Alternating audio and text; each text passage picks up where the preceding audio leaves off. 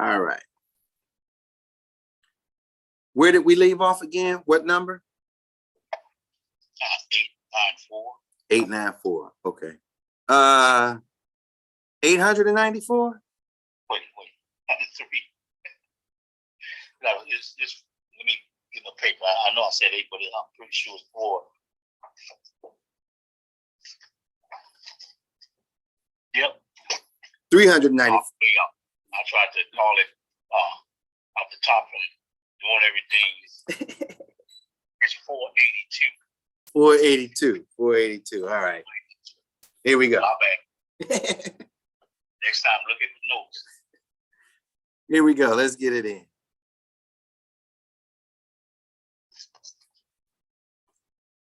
The laws. Ecclesiasticus chapter 39, verse 1. But he that giveth his mind to the law of the Most High, and is occupied in the meditation thereof, will seek out the wisdom of all the ancient, and be occupied in prophecies. He will keep the sayings of the renowned men, and where subtle parables are, he will be there also. He will seek out the secrets of grave sentences, and be conversant in dark parables.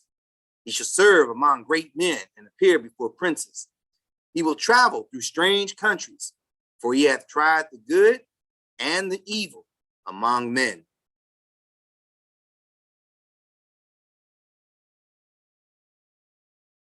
$469. Look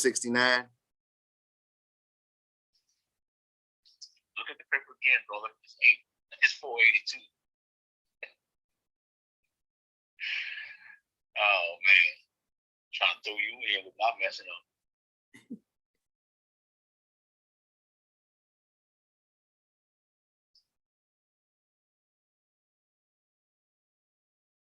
It's coming. Man, it's way down the line.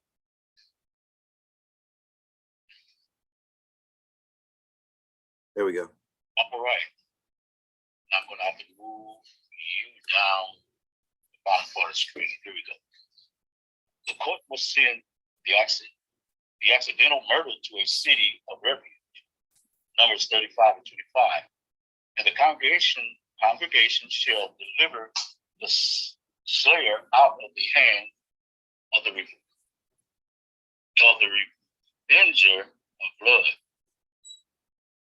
And the congregation shall restore him to the city of his refuge, whether he was fled, and he shall abide in it unto the death of the high priest, which was anointed with the holy oil.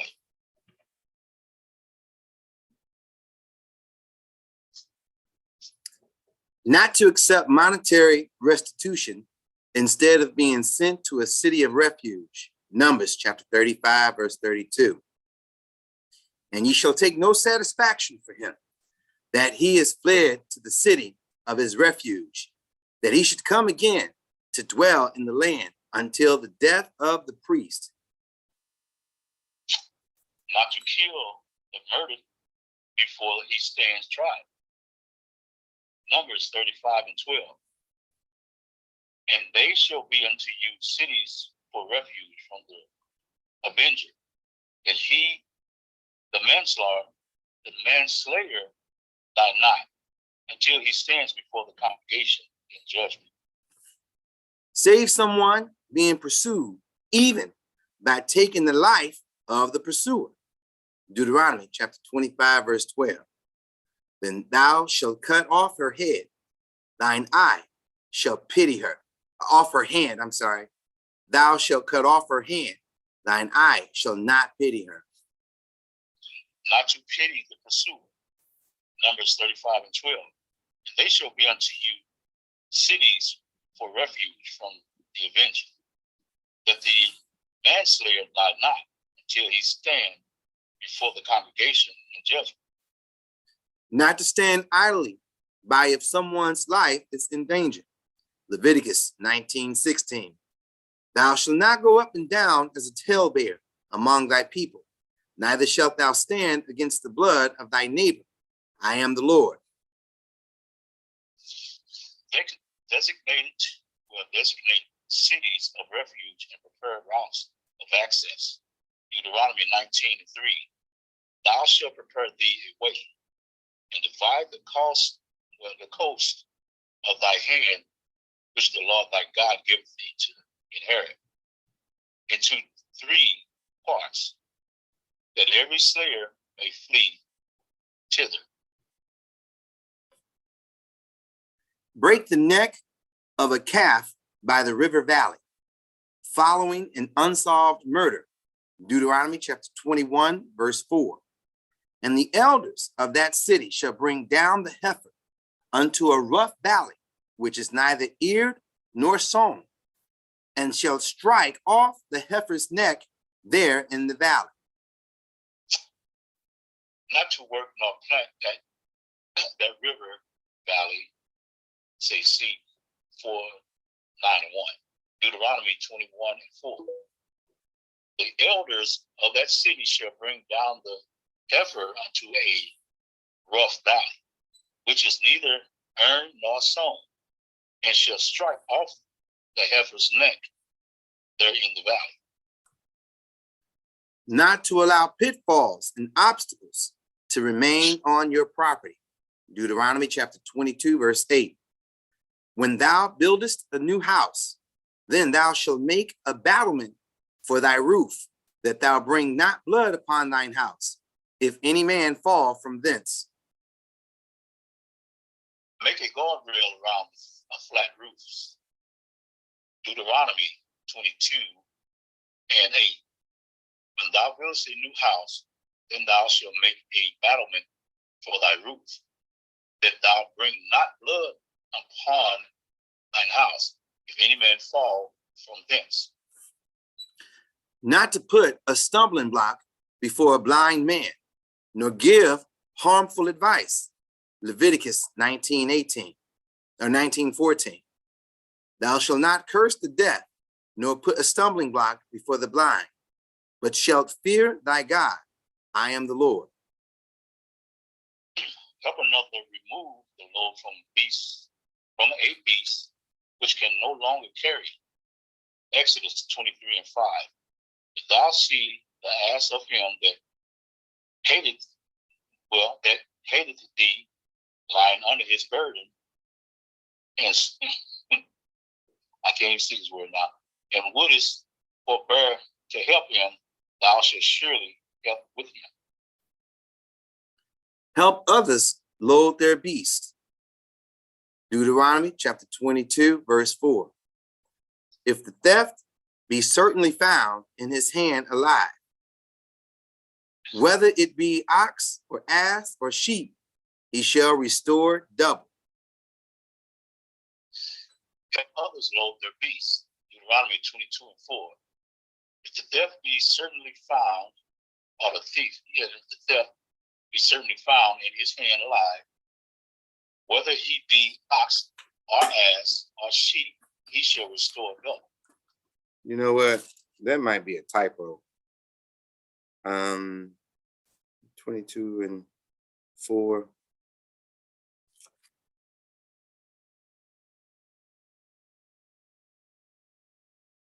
Oh, no, that might be right, because it says if the theft be certainly found.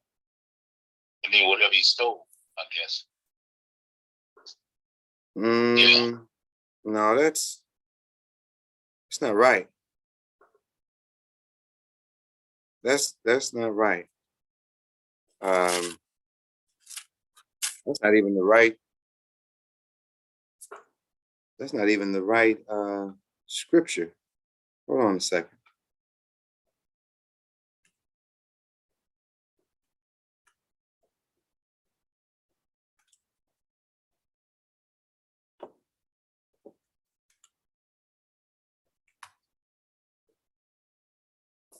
That's supposed to be Exodus 22:4. So we have the wrong thing here.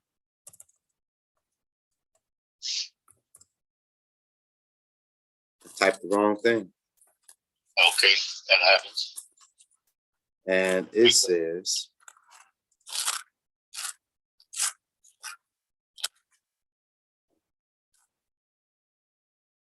yeah, if the theft be certainly found. So that's right. Okay. Once I looked at it, it makes sense. Okay. So Exodus 22:4. If the theft be certainly found in his hand alive, whether it be ox or ass or sheep, he shall restore double. Conduct sales according to Torah law. Leviticus 25, verse 14. And if thou sell aught unto thy neighbor, or buyest aught of thy neighbor's hand, ye shall not oppress one another. Not to overcharge or underpay for an article. Leviticus 25:14. And if thou shalt sell aught unto thy neighbor, or buyest aught of thy neighbor's hand, ye shall not oppress one another. Not to insult. Hold on. 500. Okay. No, we're $4.99. $4.99. Okay. Not to insult or harm anybody with words. Leviticus chapter 25, verse 17. Ye shall not therefore oppress one another, but thou shalt fear thy God, for I am the Lord your God. Not to cheat a convert monetarily. Exodus 22:20. He that sacrificeth unto any God, save unto the Lord only, he shall be utterly destroyed. Not to insult or harm a convert with words. Exodus chapter 22, verse 20. He that sacrificeth unto any God, save unto the Lord only, he shall be utterly destroyed. Purchase a Hebrew slave in ordinance with the prescribed laws. Exodus 21:2. If thou buy an Hebrew servant, 6 years he shall serve, and in the 7th he shall go out free for nothing. Not to sell an Hebrew slave as a slave is sold. Leviticus chapter 25, verse 42.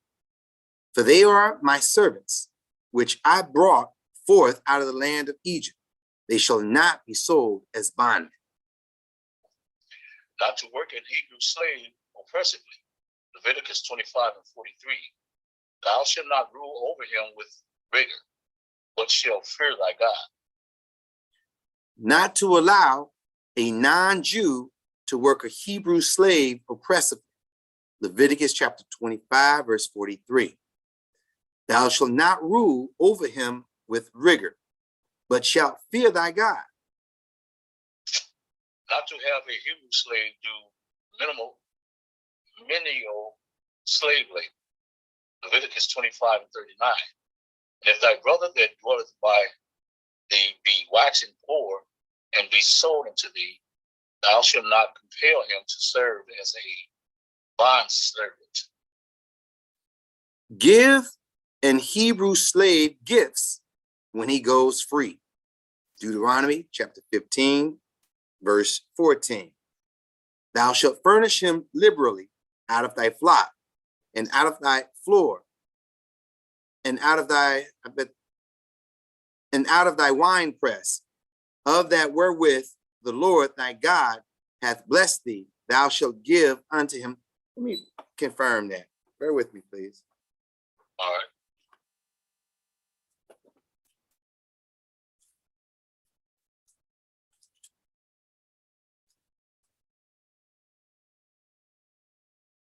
Yeah, that's correct.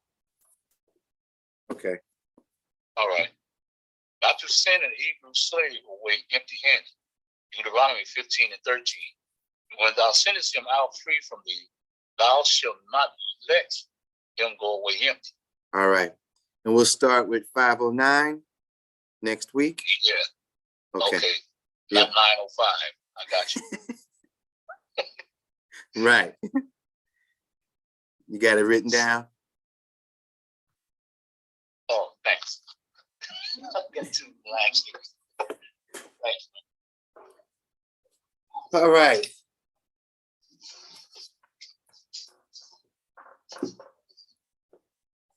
How's your weekend so far? There was a pretty bad. It did. It got cold. But but I was out yesterday. Okay, And so I will be out all week. next week. Yes, I took me after 6 days before we actually go. I've been there since day one, school started, so I said I'm gonna take me a week before we actually go out. Yeah. All right, so I'm gonna sit this over here with you, but so you can see where I'm coming from today. So we don't come out with those two books. Okay. And so today's topic, the topic of today's lesson, Islam, not the original religion of the Blacks. Today's topic, Islam, not the original religion of the Blacks.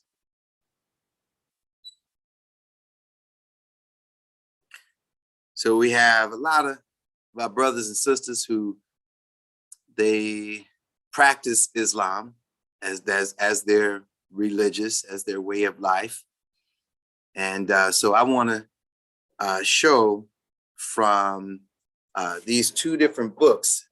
So then when you say black, you're just saying that because we don't call ourselves black. We don't call ourselves black, but seeing that this is also being recorded, and who knows who might see the recording. So I'm gonna come out of this book right here called The Arabs, which says a 3,000-year history of the peoples, tribes, and empires by Tim McIntosh. And then also come out of this book here called The Legacy of the Arab Islam in Africa, a quest for interreligious dialogue by John Alambila Azuma. And if I mispronunciate any words, please forgive me. It's not intentional. So I want to go to the scriptures first.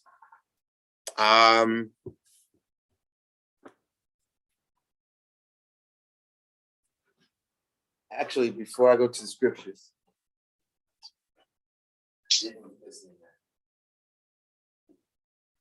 show one more source. And this is coming from the Zondervan. My book is old. Zondervan Compact Bible Dictionary. And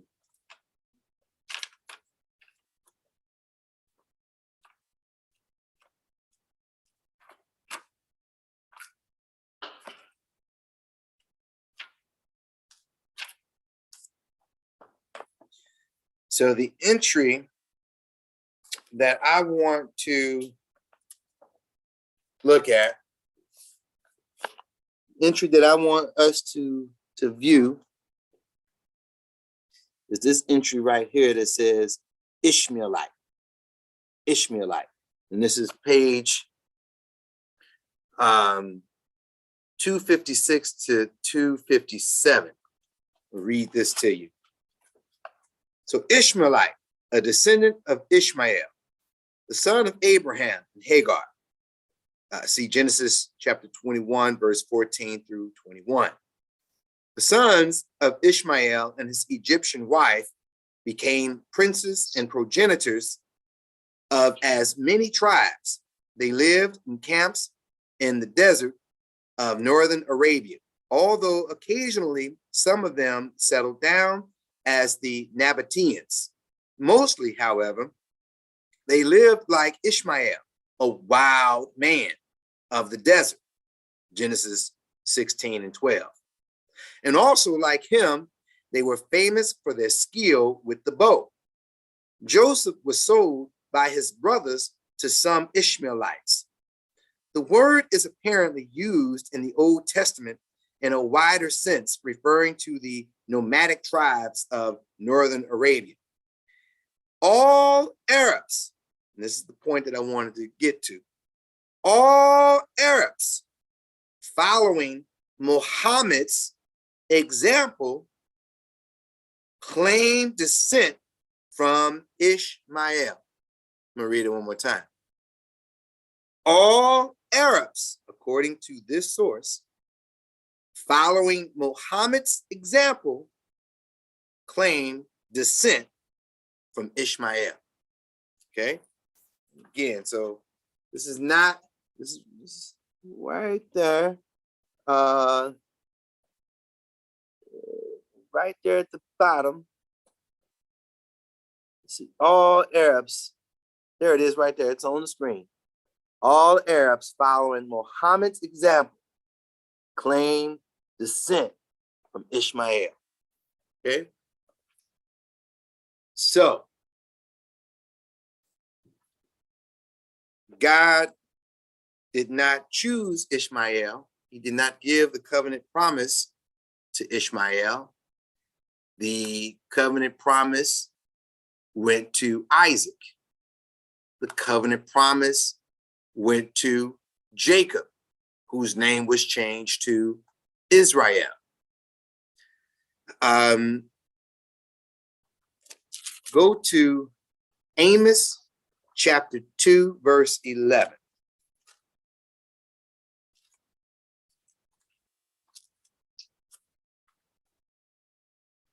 The book of Amos, chapter 2, verse 11. And I raised up of your sons for prophets, and your young men for Nazarites. Mm-hmm. Is it not even thus, O children of Israel? He says, Saith the Lord. I raised up your sons for prophets, your young men for Nazarites. Nazarites, when we read Numbers chapter 6, these were the individuals that took basically a vow of purity for a period of time. Okay. But in this passage, is it not even thus, O children, O ye children of Israel? Letting us know that this passage is specifically talking to the children of Israel. So to say, well, Muhammad was the last prophet. Not according to this passage right here. The prophets are of the children of Israel. Now, there is the, in the Greek ethos, the oracle of Delphi, where they would have this oracle. Let's pull that up. Bear with me.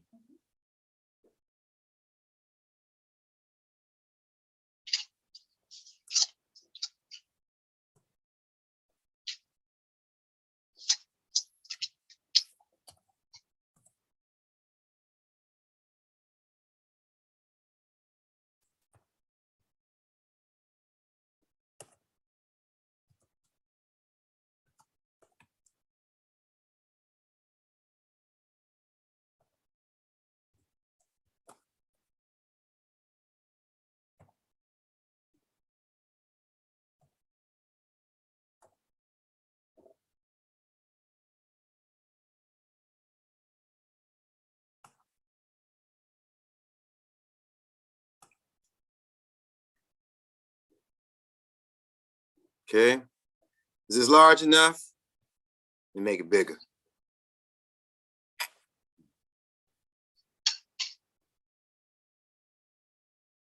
Pythia was the name of the high priestess of the temple of Apollo at Delphi. The temple of Apollo. Now, Apollo is talked about in the book of Acts as nothing.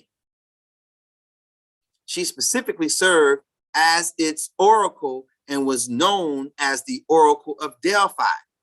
Her title was also historically glossed in English as the Pythoness. The name Pythia is derived from Pytho, which in myth was the original name of Delphi. Okay, so the Greeks have their prophetess and prophets, but as far as we who follow the only living God, according to the Bible that we have, the Bible that we read, no such prophets are of any notoriety except those that are of the stock of Israel. So do we care about Delphi? Nope. Do we care about ISIS and all the Egyptian the Egyptian goddesses and gods? Nope. Therefore, do we care about Muhammad? No. Because once again, read Amos 2:11 one more time for us. Amos 2:11. And I raised up your sons for prophets, and of your young men for Nazarites. Is it not even thus, O children of Israel, saith the Lord? Saith the Lord. Our prophets go to Peter's, 2 Peter's, chapter 1 and verse 21.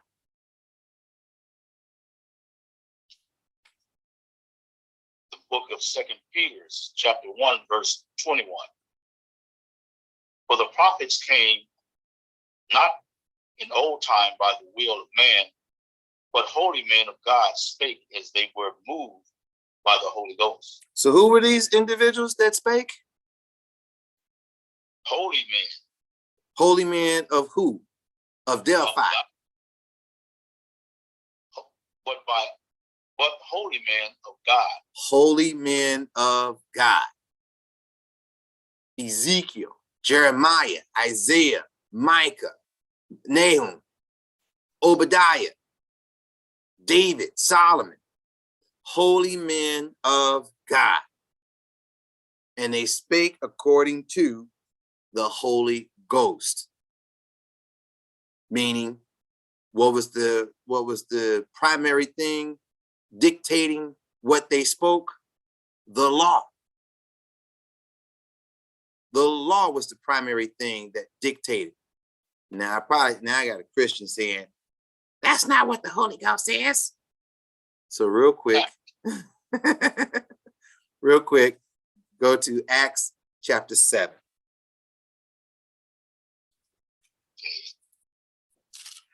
Acts chapter 7. We're going to read verse 51 through 53. 7, verse 50. The book of Acts, chapter 7, and verse 51. Ye stiff-necked and uncircumcised in heart and ears. Okay, this is Stephen talking to this crowd just before this crowd kills him. This crowd being his own people, his own countrymen. Read. Ye do always resist the Holy Ghost. There's that word, Holy Ghost. And so Stephen is saying to these people, you always resist the Holy Ghost. He called them, he says, you are stiff-necked and uncircumcised in heart and ears. He didn't say they were uncircumcised in their manly parts. He said they were uncircumcised in their heart and ears. Why? Because they won't listen. Concerning their mind is unclean, is not clean. Concerning their mind. And how is it that their mind is not clean? Because they won't do according to the law. So read that again.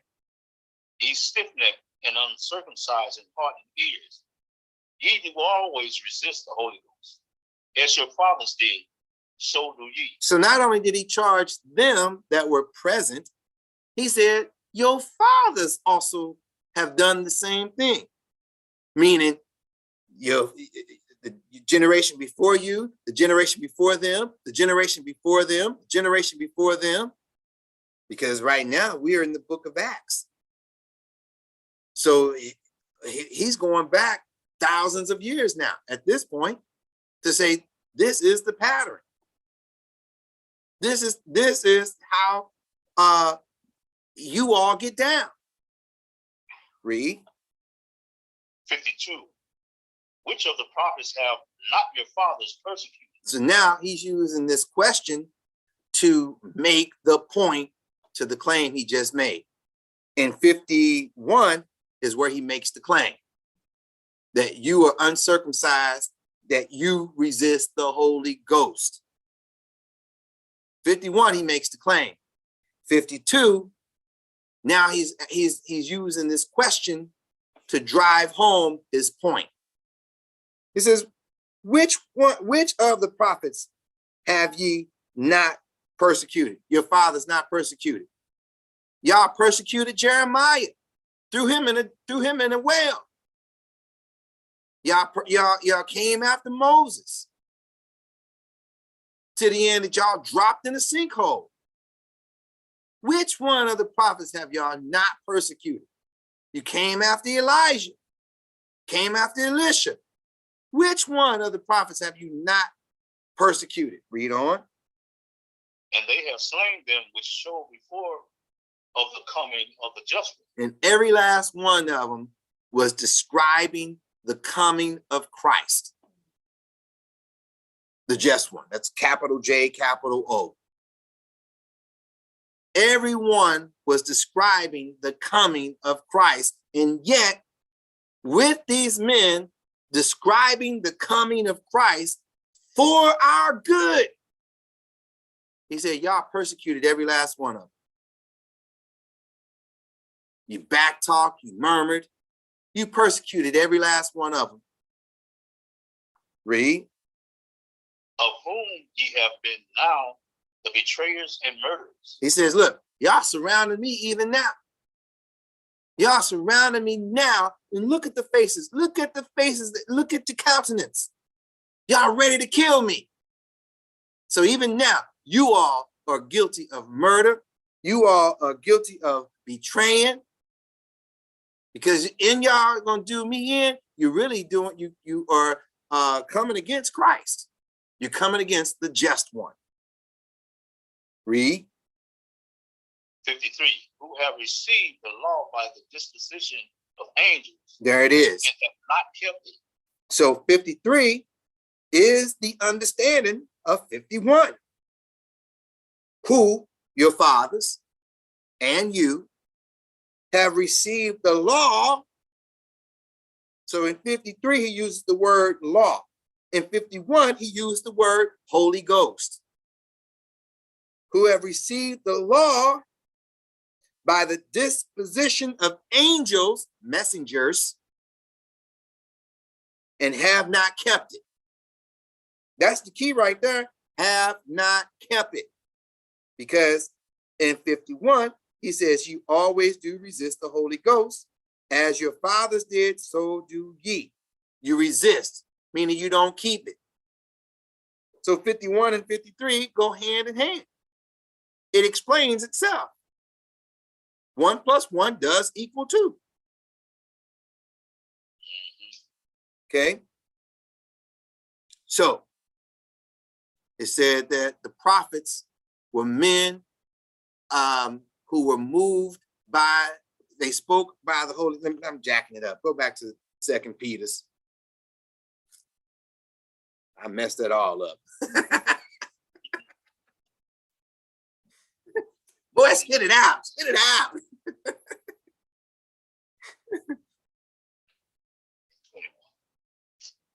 All right. 2 Peter chapter 1 and verse 21. For the prophecy came not in old time by the will of man, But holy men of God spake as they were moved by the Holy Ghost. They spake by the Holy Ghost. So the primary thing that's enabling them to give word to the people was the law. The law that the Most High had given us through Moses. So we're breaking this law, we're breaking that law, and they understood this is going to happen. They understood this is going to happen. And our prophet and the prophets that are given to us were 1,000 years in the making. Such as, go to Joel.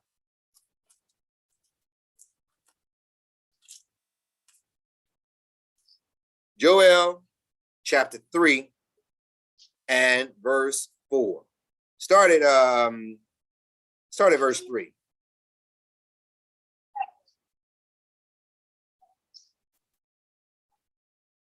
Say Joel chapter 3. And start at verse 3. Okay. Joel chapter 3 and verse 3. And they have cast lots for my people. They have, so there's a bidding frenzy. For a harlot. They have cast lots for my people, a bidding frenzy, a bidding war, casting lots. Yeah, I want to get him. Yeah, I'll give you $25 for him. I'll give you $100 for him. I'll give you $500 for him. I'll give you $800 for him.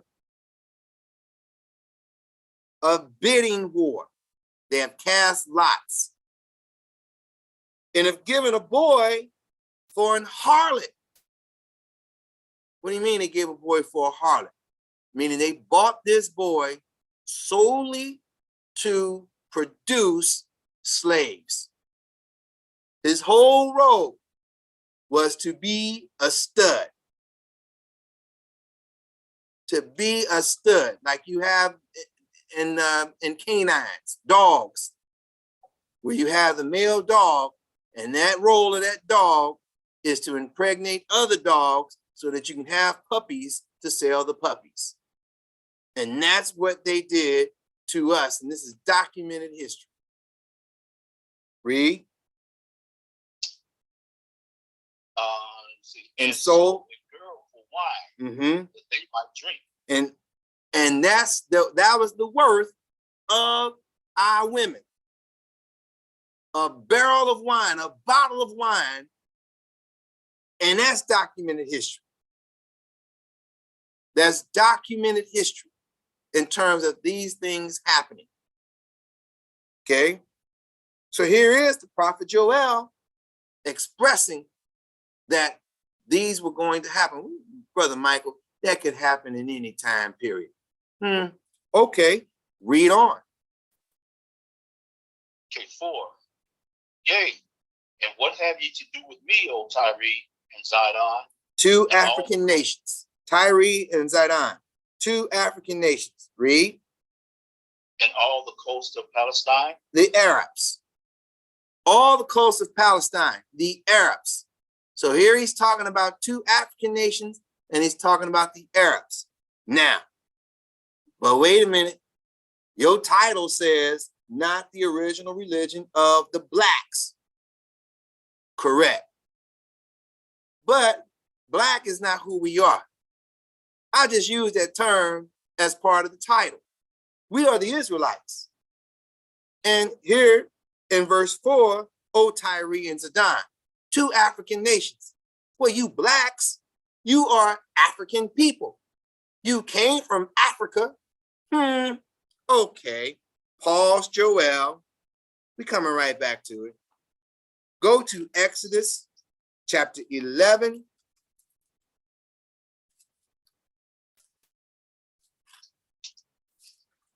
And verse 7.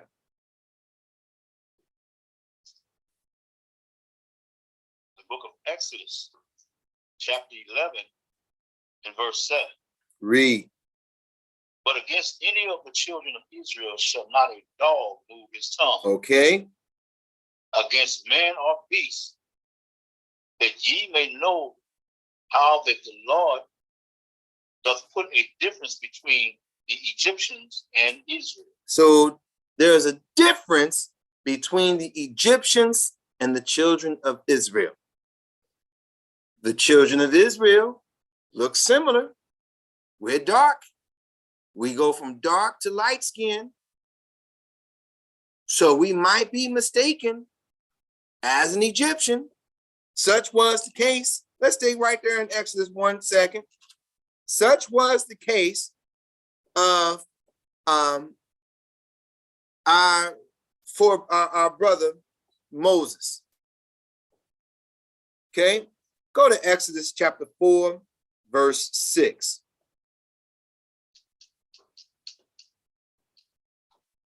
The book of Exodus, chapter 4, and verse 6. And the Lord said, Start, you know what? I want you to start at verse 5. I apologize. That's good. Exodus 4, verse 5. That they may believe that the Lord God of their fathers, the God of Abraham, the God of Isaac, and the God of Jacob, hath appeared unto thee. I just wanted that to resonate in our ears, that it says the God of Abraham, God of Isaac, God of Jacob hath appeared to Moses to codify these laws for our reading, which we are reading this day. Read on. And 6. And the Lord said, furthermore unto him, put now thy hand into thy bosom. And he put his hand into his bosom. And when he took it out, behold, his hand was leprous as snow. So Moses took his hand, put his hand in his garment. When he took his hand out, his hand was white. Okay, read on. 7. And he said, put thine hand into thy bosom again.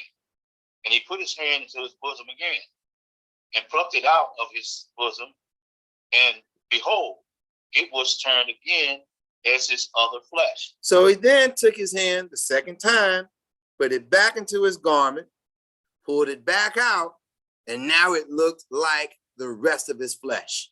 So what color was the rest of his flesh? If it said it was leprous as snow, the rest of his flesh was dark. How dark? I don't know, but it was dark. Here's a man, here's a black man.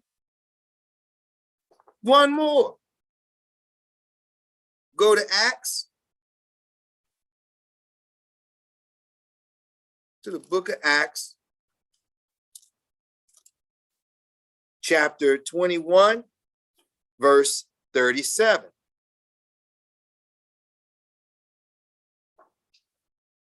The book of Acts, chapter 21, and verse 37.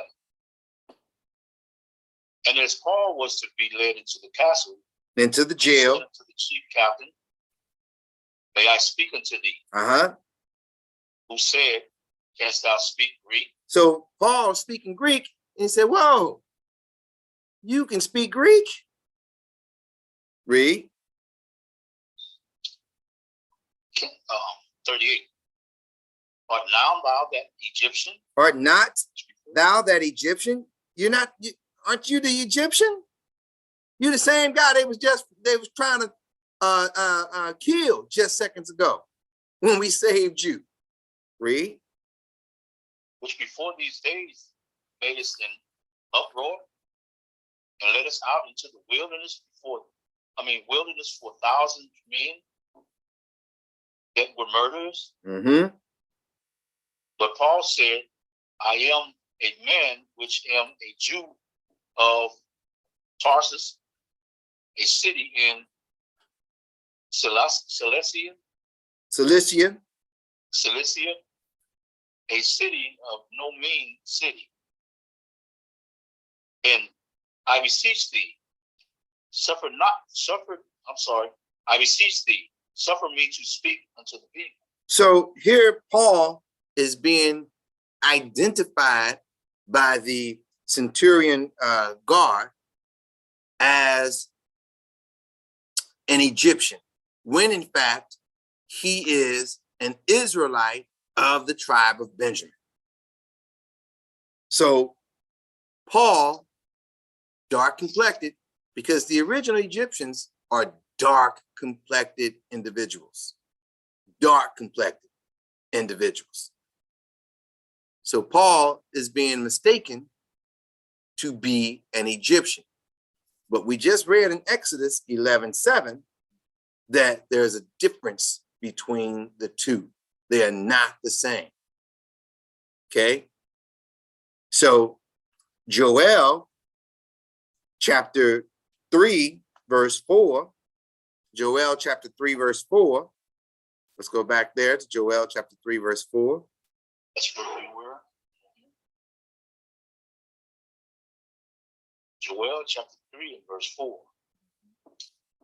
Yea, and what have ye to do with me, O Tyre and Zidon? Tyre and Zidon, two African nations. Read. Meaning, when I say African nations, I'm talking about Canaanites. I'm talking about Egyptians. I'm talking about Ethiopians. I'm talking about the Hamitic people. Okay, read. And all the coast of Palestine. And the Arabs. So what about these Hamitic people and these Arabs? What of them? Read. Will you render me a recompense? You gonna try to pay me back? You look to pay me back? You're trying to get revenge on me? Read. And if you recompense me swiftly and speedily, will I return to your recompense upon your own head? If you try to pay me back, because I have a favorite people, I'm going to quickly get back at you. And when I get back at you, I'm going to kill you. Plain and simple. I'm going to kill you. All right. Read. Because ye have taken my silver and my gold and have carried into your temples my godly pleasant things. My goodly pleasant things. The children also of Judah and the children of Jerusalem have ye sold unto the Grecians, that ye might remove them far from their border. So the Africans and the Arabs conspired together, sold the children of Israel, especially the children of Judah, Benjamin, Levi, sold them to the Caucasians. It says to the Grecians.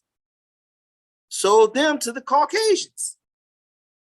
And sold them so that they might be removed far from their border. Good. We can get them out the land. That way we can occupy the land. We can take advantage of the land. Get rid of them. We can't stand them anyway with their special laws. You know, they say that you can't do nothing on Saturday. They rest on Saturday. What the heck is this? They say you can't eat pork. I love me some pig. You kidding me? Yeah. Sell them to that white man. Read. 8. And I will sell your sons and your daughters into the hand of the children of Judah, and they shall sell them to the... Did you read verse 7? Did I hear you read verse 7? Yeah, I did read. I start at the top again. Behold, Joel 3 and 7. Behold, I will raise them out of the place whether ye have sold them, and will return your recompense upon your own head. So here is another prophecy, verse 7, that must be fulfilled. 6 has happened.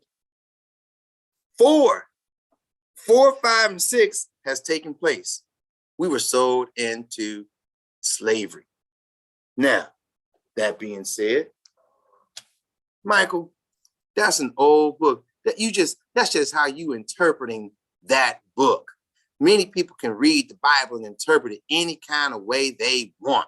And that's what you are doing, Michael. You're just reading the Bible any kind of way you want. Okay, so let's pull some history books up and take a look at the historical record. if that's what I'm doing.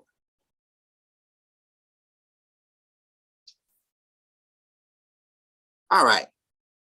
So I'm going to start with this book called The Arabs.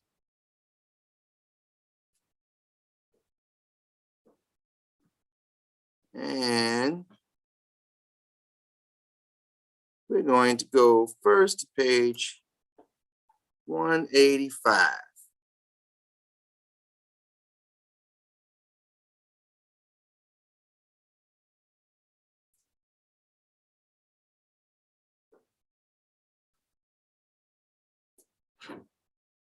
Okay.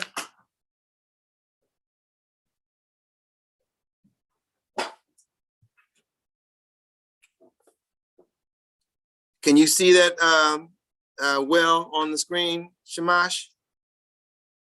Negative. I can't see it well. Not right now. What about now? Unfortunately, let me see. Okay. Oh, I can control some of that. All right. Yeah, I can see. Okay. So here we are. We're starting down here where it says pruning the uncircumcised. Abu Bakr, his commanders and envoys had wielded the stick to beat, goad, and guide the rebels back into line. Under his successor, Umar, whom Abu Bakr probably designated before his death, came the carrot. Conquest.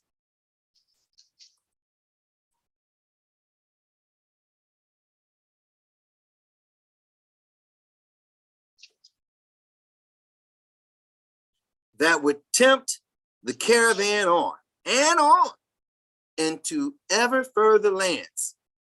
It would get to the ends of the earth and gather fellow travelers wherever it went. The new adherents would soon come to outnumber by far the original Arab members. Let me say that again. The original Arab members. Islam is the religion of the Arabs. And yet, the latter would never entirely discard their less useful baggage, the tribal and racial impedimenta that they brought out of Arabia. So even though these tribes got absorbed, converted to Islam, they held on, many of them held on to their traditional family ways of life. So in some respects, we have to ask, did they willingly give way to Islam? Or did they have other motives? And we'll find out that in some cases, they willingly did. In some cases, they did not willingly do so. They did it because it was a benefit to them. It was a life or death benefit to them. It was a slavery versus freedom benefit to them. Okay, moving on. Let's go down to this next paragraph.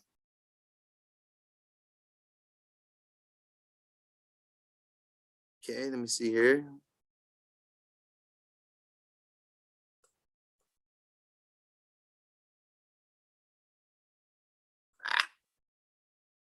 Can you, trying to get it so that it doesn't look like it's gonna let me scroll. So I'm gonna have to make it small, Shamash. I hope you can read it. Okay. Oh, there it is. It's letting me. Okay, here we go. Early in Umar's caliphate, however, Islam may in any case have been seen as a purely Arab project. purely Arab project. Its main aim, the political one, of unifying Arabic speakers, perhaps in the face of the Persian threat, according to that alluring but provable theory. Okay, so again, I'm making the argument based on these historical records, based on the Bible. Islam is not the original religion of the Blacks. Islam is the religion of the Arabs. For the Arabs, by the Arabs. But we got involved with it. Our people, to this day, involve themselves in this religion. All right, moving on. And we're gonna go to page 192. Oh no, I think there's, yeah, 192. We're gonna go to page 192. Okay.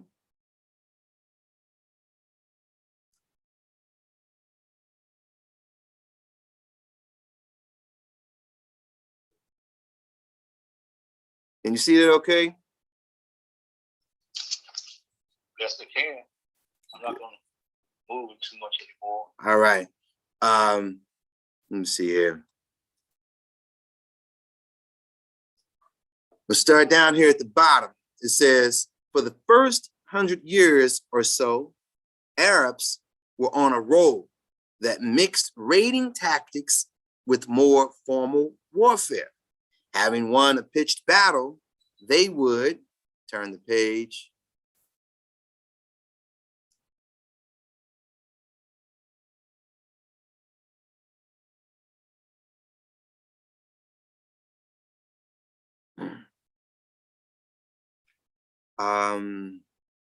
They would send out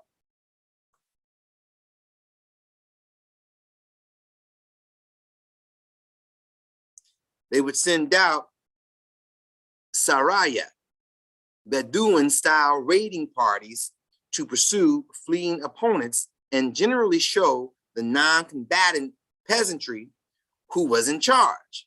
It was a winning formula, combining doggedness and elan, like the old pairing of camel and horse. And so what we find in this, we found how, what their war tactic was. So they would go very light. Let's read a little bit more so we can see that. Because we're getting to a point here.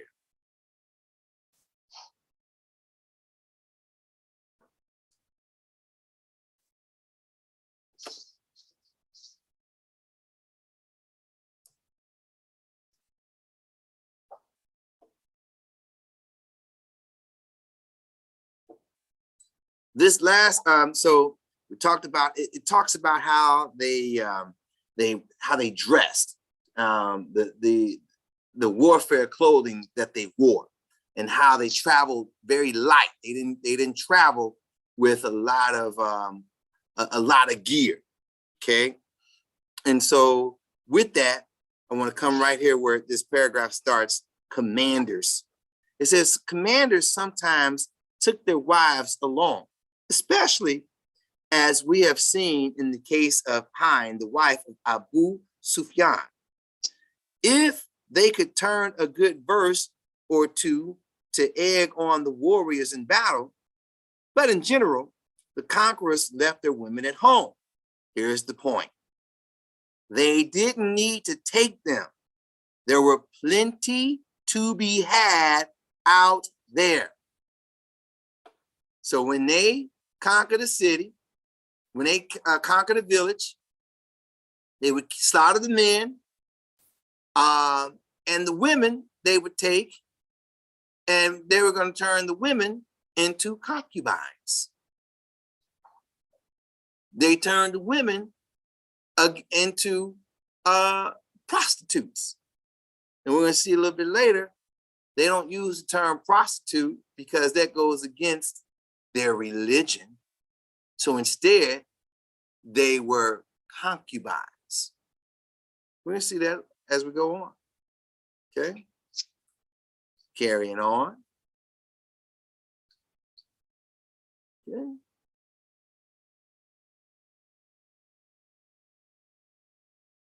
So here we are.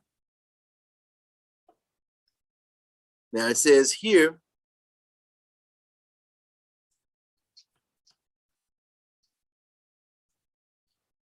I'm on page 195.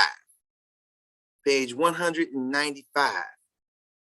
It reads, the sons of Al-Abbas not only went forth from Western Arabia to North Africa and Central Asia, but also multiplied.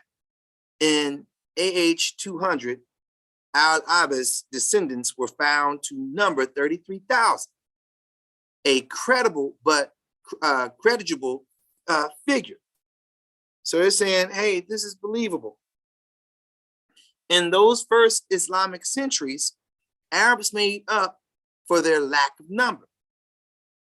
But they did so almost exclusively by concubinage.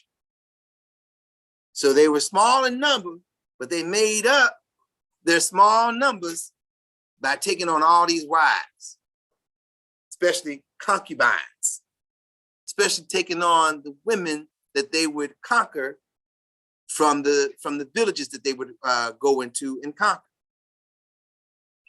Exclusively by concubinage and marriage with women of the conquered lands, Berbers, Copts, Armenians, Iranians, Kurds, Turks, and many others. The label of Arab was passed down the patrilineal, but generation by generation, the material of the fan became even thinner. Now let's look up this word, patriline.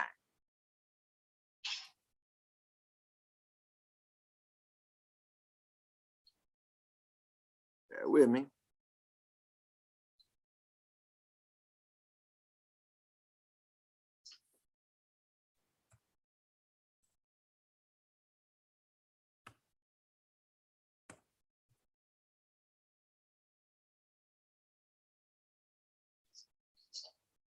Did I spell it right?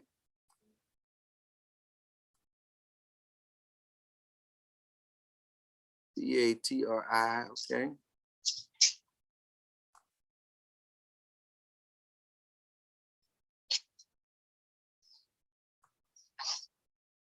Here we go. Now this is interesting why I pulled up this dictionary about this particular word. I want to show something in the scriptures as to why I'm showing this. So here is the definition of this word. It is tracing of descendant exclusively through the male members of a family. You are what your daddy is. Go to Numbers, chapter 1, verse 18.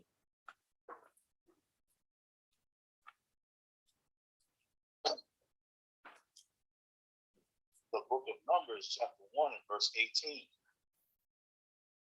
And they assembled all the congregation together on the first day of the second month. And they declared their pedigree. Their pedigree, meaning patrilineal. Read. After their families. After their family. By the house of their fathers. By the house of what? Of their fathers. By the house of their fathers. Now, interesting that the Bible tells us you are what your daddy is. And the Arabs, that's how they practiced. You are what your daddy is. Interesting. So, although these men were reproducing with all these women, these women of foreign nations and so forth.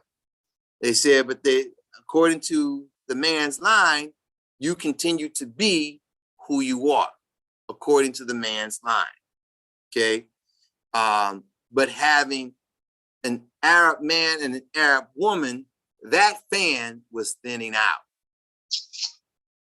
So it being Arab man, the offspring of an Arab man and an Arab woman, that was thinning out because the Arab men had so many concubines of other nations, wives of other nations, that it was thinning out.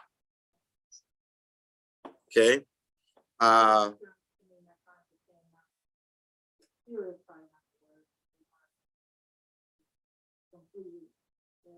Right. Right. Okay. Yeah, that's what they would call it. Okay. So let's continue on. Still with me, Shamash? Yes, sir. Okay. All right. Let me pull this screen back up.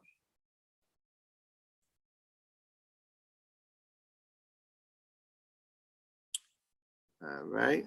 Did I lose it? Oh, I lost it. There we go.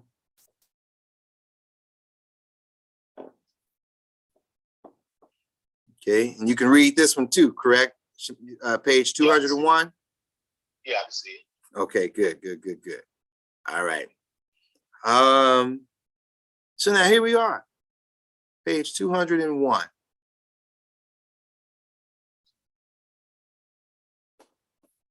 And it reads, even at this time, however, another reverse invasion had begun, an infiltration of the Arab tribes, and not just by captured women, but by converted men. So now we have men who are becoming Arabs through conversion. So you had the women, and those women were becoming concubines and wives. And now you have these men who would be slaves, and coming out of slavery would take on the role of being an Arab. So let's read. Don't take my word for it. However, another reverse invasion had begun, an infiltration of the Arab tribes, and not just by captured women, but by converted men. Almost universally, in the early period of Islam, a non-Arab could only become a Muslim by first becoming a Mawla, often translated as client, but more precisely, an affiliate of an Arab tribe. Freed slaves generally became the Mawlas of their former owners' tribes. But the relationship could be entered into by anyone by a mutual agreement. Okay?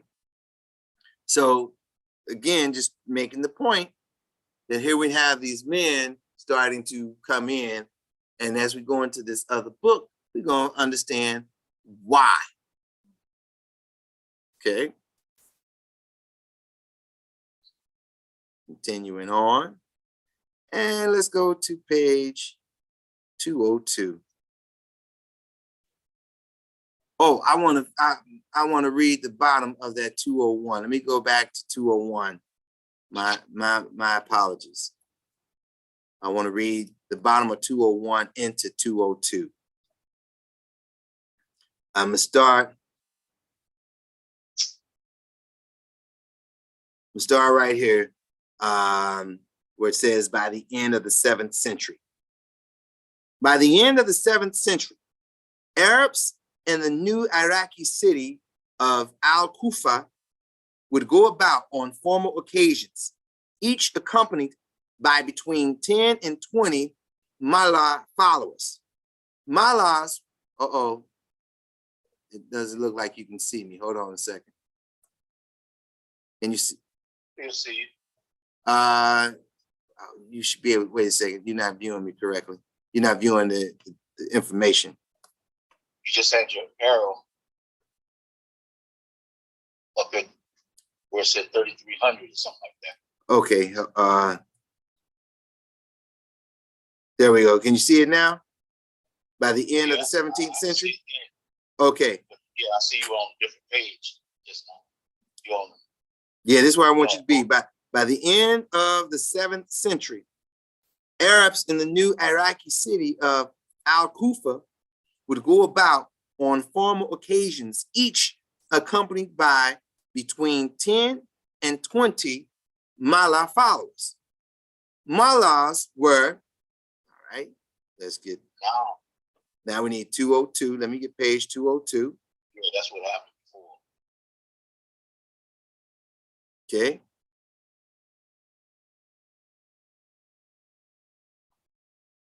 In theory, totally assimilated to the tribe. You're not there? Okay. I'm not sure what's going on. Whatever you did before, you had me on.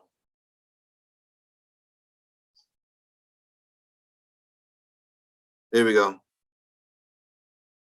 In theory. Totally assimilated to the tribe as a political structure, sharing in its asabiya or solidarity. So the Mullahs, we just see, were for a political structure, politics. Just like Negroes today being Republicans and Democrats and this, that, and the third, they don't really care about us, but this is for politics. I saw a video this morning, as a matter of fact, where they talked about how they will take the brightest of us, and the same talk track is in a movie. But where I was watching it this morning was a documentary. They would take the brightest of us, give us a training and so forth, so that we become indoctrinated to their cultural values in ways, and then those of us that are such educated, we don't fit in with our own people anymore, and we're of no benefit to our own people anymore. But this is all political. You got the one guy, the dark-skinned Republican, I think his name is Tim. Yeah, Tim Bradley, not Tim Bradley. I want to say Tim Thomas, but I know who you're talking about. I know how he looks and everything. And he said he had the audacity to say America is not a racist nation. Mm-hmm. You remember that? Yeah. America is not a racist nation, this man said. So just like today, we are used for political purposes, what this historian is revealing to us, we were being used as political pawns, political structure. Okay, let me continue on. But distinctions of blood were rigorously maintained. But distinctions of blood were rigorously maintained. No. You's a nigger. You cannot sleep with my daughter. Now, this right here is my true son. Now he will get the best of the best. Indeed, the distinctions were said to maintain themselves when a group of Shaibani tribesmen and their mullahs were captured and beheaded by rivals. a witness swore that the pools of tribal and Malah blood had refused to mix. In time, however, the inevitable happened, and even the blood blurred. Malahs and tribesmen, after all, bore the same sort of names. A son of B son of C, blah, blah, blah. Al-Shabini, for example. Within a couple of centuries of its moment of highest definition, the greatest visibility, Arab identity as a group, not only with its own distinctive language, but also with a scripture, a mission, and unbound energy was in flux once more. Okay. So the blurring of the lines did happen. And is it? Nope, this is the part. This is what I'm trying to get to right here. As Ibn Khaldun was to put it, the South Arabian Shah people had been mixed from the start. As for the supposedly pure-blooded Northern Arabs, those tenders of tribal trees and pruners of patriline's, with the growth of Islam and their minglings with Persians and others, the tribes disappeared. So he's trying to say, you all, even from the beginning of you trying to create Islam, following Muhammad, you all were mutts even then. And you're trying to keep something pure that wasn't pure even at the time that Muhammad tried to push it forward. Because you were mixing with Persians at that time period. That's what he's trying to say in this. Yeah, so they were pure mutts is what they were. All right. All right. Okay, so now let us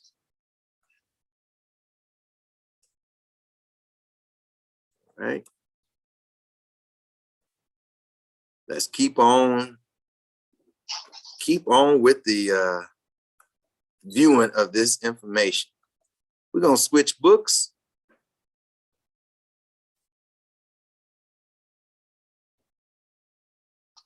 And we're going to go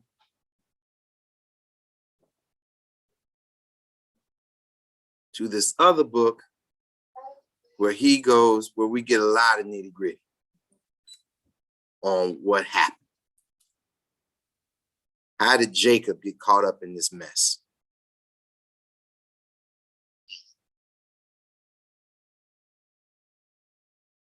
How did Jacob get caught up in this mess? All right, here we go. This is page 25 of the second book. And we're going to start right here at this paragraph. The first major. I don't see it right now. You don't see it? Okay.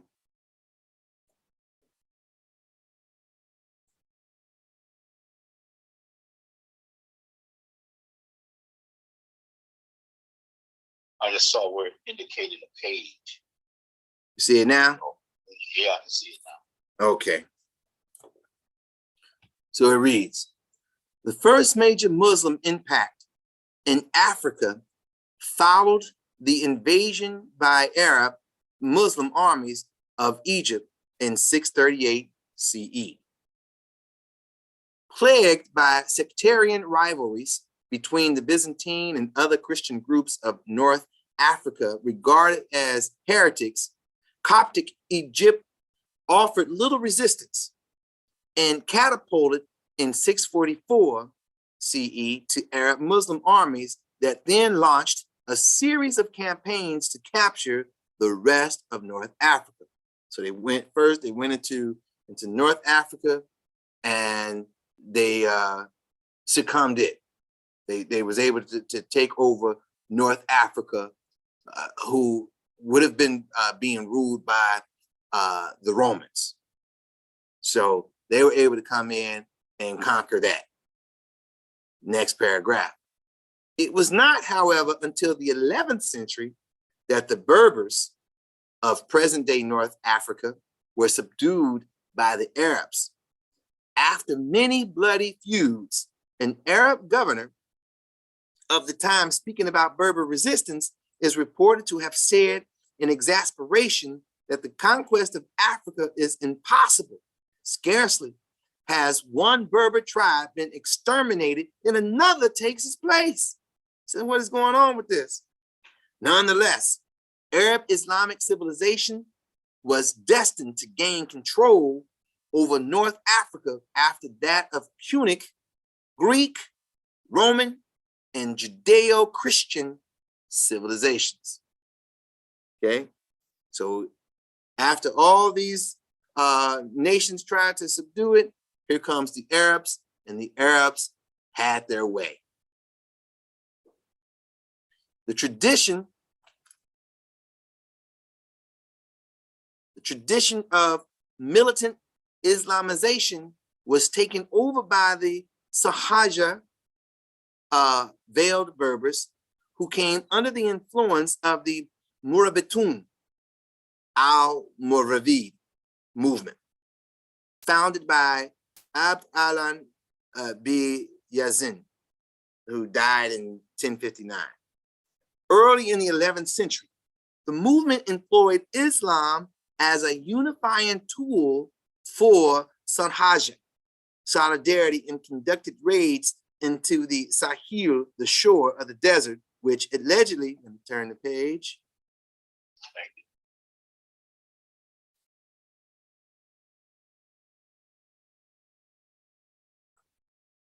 All right,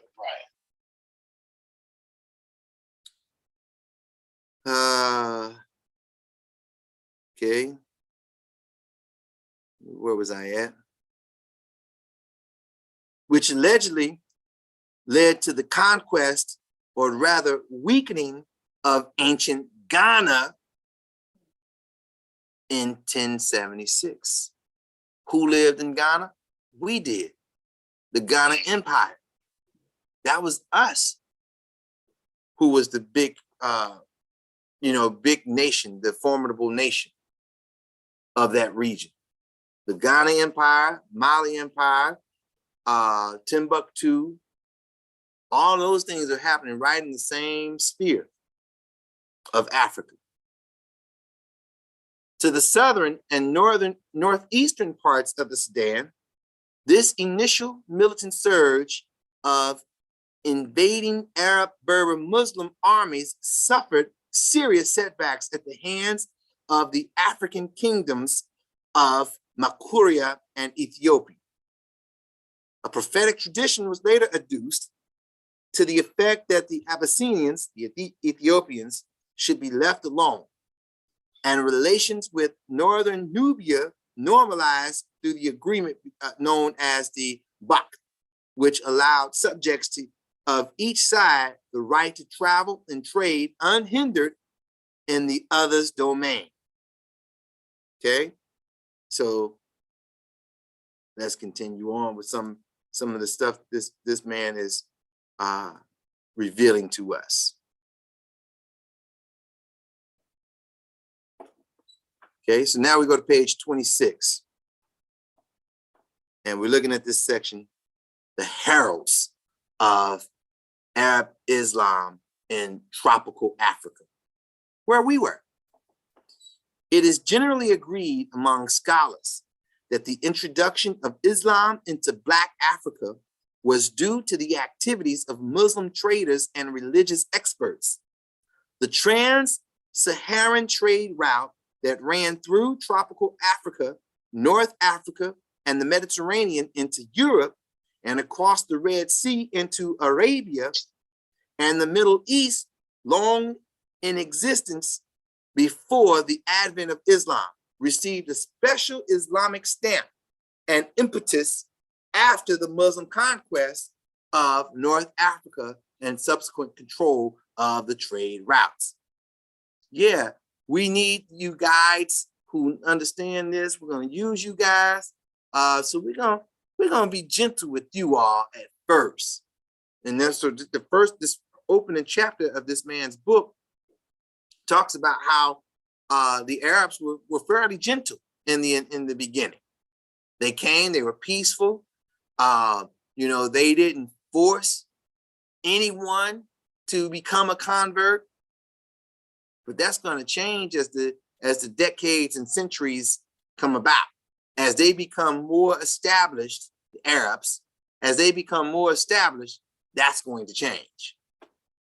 The Berbers, after their subjugation by the Arabs, not only accepted Islam, but a good number of them also took the mercantile profession of their Arab overlords, becoming principal Muslim traders among the Sonic of ancient Ghana. As early as the 8th century, the Sonic in turn introduced long-distance trade and Islam further south of the Sahara, where they became variously known as Serakud in the Senegambian region and Marca in the middle Niger area. Okay. Let's continue on.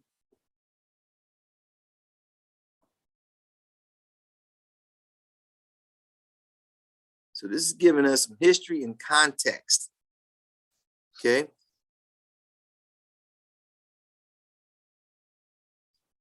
A significant minority of the Malink or Man peoples of ancient Mali and Songhai took to long-distance trade, which resulted in their dispersion around the 14th century throughout the savanna zones of West Africa up to the fringes of the forest belt and the Gulf of Guinea. They became known as the Dauphin in the Upper Black Volta, Dula, which literally means trader in the Upper Niger region, Yas to the Mul Dagbani speaking peoples, and the Vangari in House Yoruba lands. And we were familiar with Yoruba, the Yoruba people, especially in the Igbo people. Okay.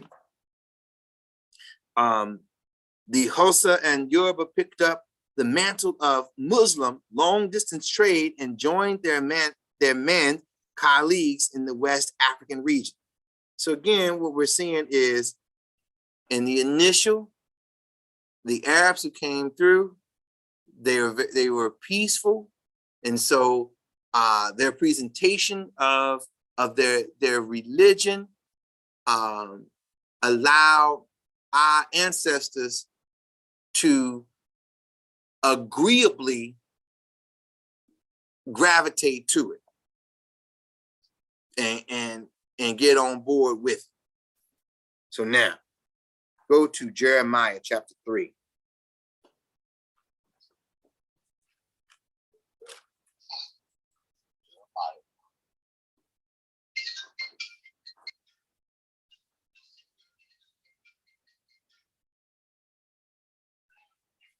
Jeremiah chapter 3. Mm-hmm.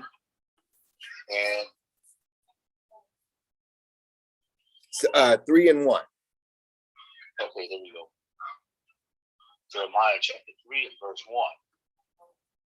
They say, if a man put away his wife, and she go from him and become another man's, shall he return unto her again? Mm-hmm.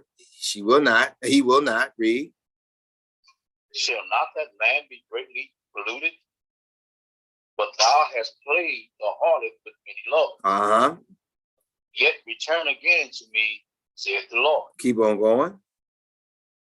Lift up thine eyes unto the high place. High places meaning place of worship.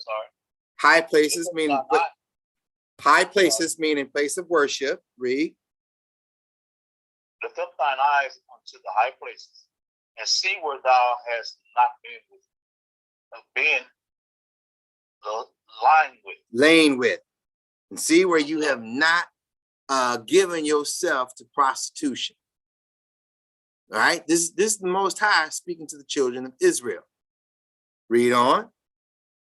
In the ways hast thou set for them, as the Arabian in the wilderness. As the Arabian in the wilderness. So we listened to them. They came, they were peaceful, right? Because they were not strongly established. So here they come, talking, sweet talking, but they coming along the trade route, sweet talking us, and we gave way. Oh, okay, yeah, okay. Some of us gave way and gave in and practiced this bastardized way of our laws. Because, Michael, why do you call it that? Well, how did Muhammad come about?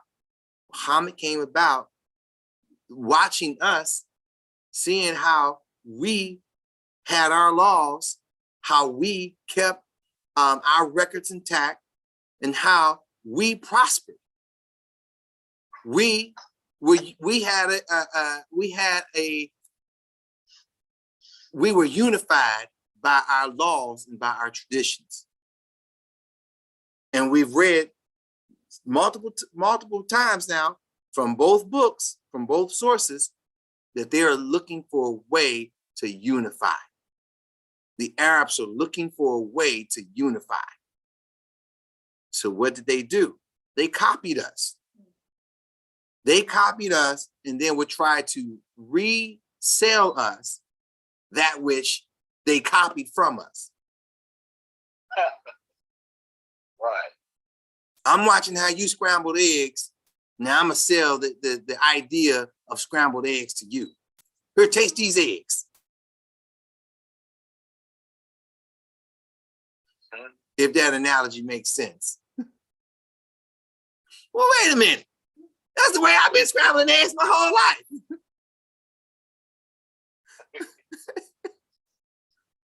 And now you saying the way you do it? Yeah. The way I scramble these eggs, this is the it, boy. Okay. Well, it's kind of similar to the way I scramble my eggs, so I'll get on board with it. So read that again in verse 2. In the ways. Jeremiah. Actually, start with verse 2.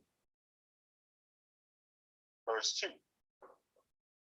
Lift up thine eyes into the high places, and see where thou hast not been lain with.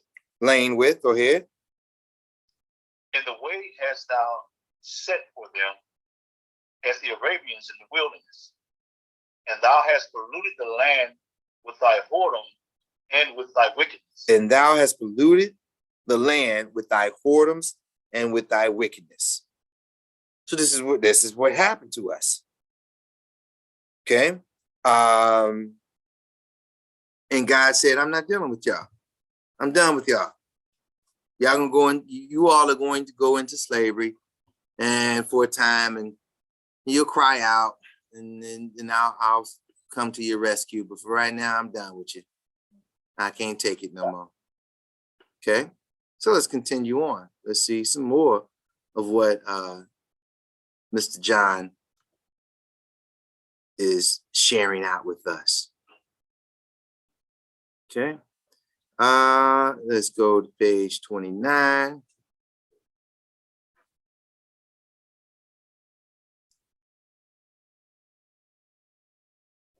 Uh-oh, did I close it? Can you still see the screen? Yeah. Okay. All right. So we have page 29. You can read it with me. You can see it. Mm-hmm. Okay. Says their contribution to the spread of Islam in West and Central Africa, especially among the men. We're on the same page, though. All right. What I see is their contributions to the spread of Islam, especially among. Okay. Yeah, that's where you started. Yes, sir. Okay, I'm on the same page. All right, let me read that again. Their contribution to the spread of Islam in West and Central Africa, especially among the manned people groups, is well documented by Lemon Sine and the Jakhanki. It was not, however, until the 19th and 20th centuries that organized Islamic mysticism or Sufism under indigenous African leadership made a considerable impact in the diffusion of Islam in tropical Africa. The Muridiyah of Ahmad Bamba, 1927, and the Tijaniya under the Ibrahim Nias, hold on, make sure I can see these words, Nias in the Singambia and most parts of West Africa are among the most influential groups. In East Africa, indigenous holy men such as Ramia of present-day Tanzania and many others were those whose activities had a considerable impact on the indigenous people. Okay, so what we're showing here is that we continue to spread this bogus religion. It's not for us. It's the people helping them spread law. Yeah. See what I'm pulling before I pull it. I'm sorry.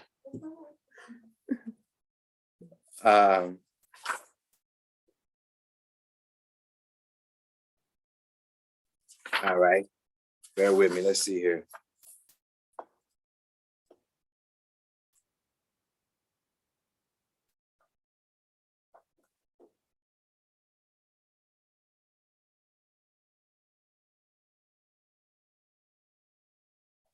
Okay, yeah, let's look at page 39. You want to come closer? Come closer. Yeah, yeah, why don't you? That way I can continue to grab that book.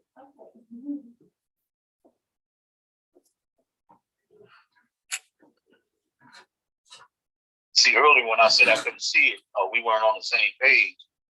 I had the font too large. Okay. So I had to take it down a notch. You can see it now, though, right? Yeah, I can see it. I just have to think, where are you getting ready to start? I'm going to start right here, where it says the general status.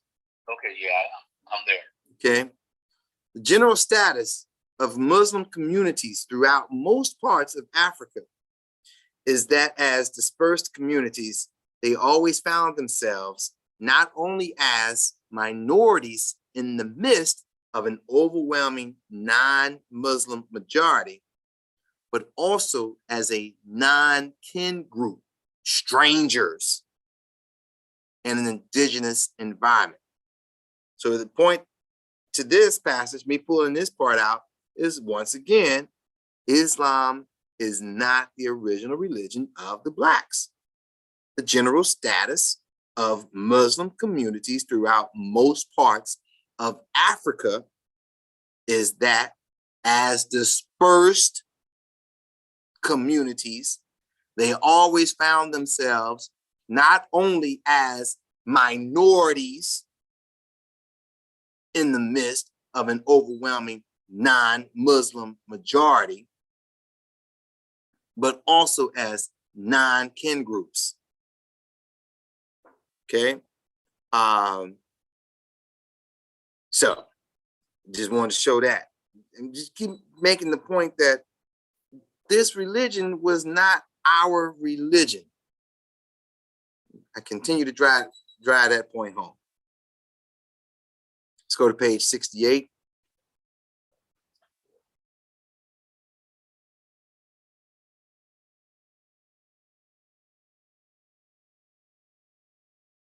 Okay.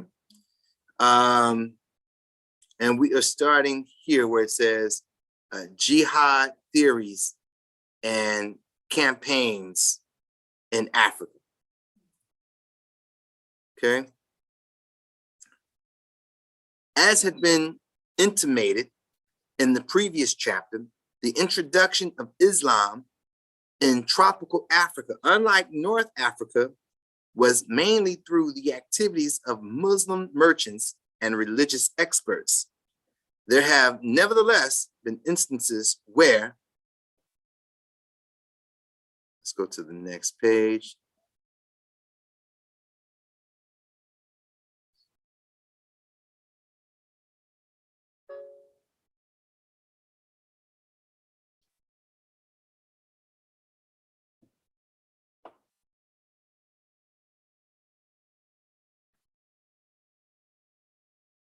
War and raids were waged against traditional believers, and in the name of jihad, militant Islamization was carried out by the Sahaja, who were inspired by the Murabitun movement founded by Ibn al-Yasin early in the 11th century.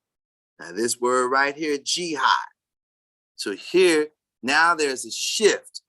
Now we see this shift happening where it's no longer peaceful Arabs coming in, taking up residence and presenting their religion.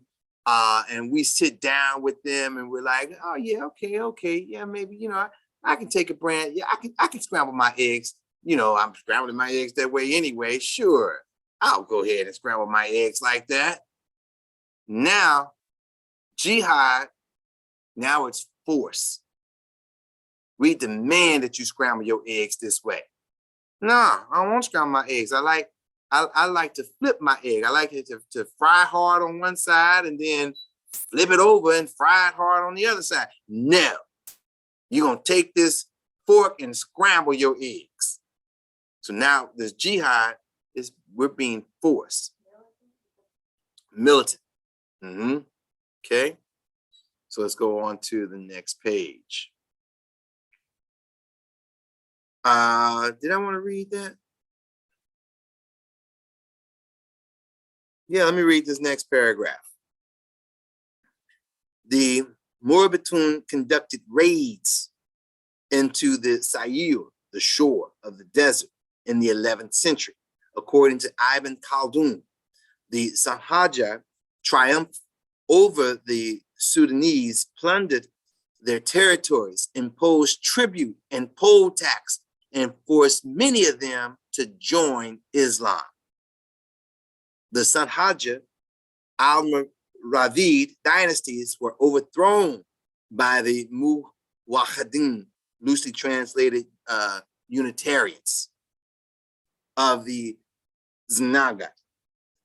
The Mansas, the rulers of Mali, regarded themselves as Muslims, and one of the most celebrated rulers, Mansa Musa, is said to have performed an ostentatious pilgrimage to Mecca. Okay, it's moving into something else. But we clearly see that it's happening by force now. It's happening by force. So let's continue. Okay, so let's go to page 115.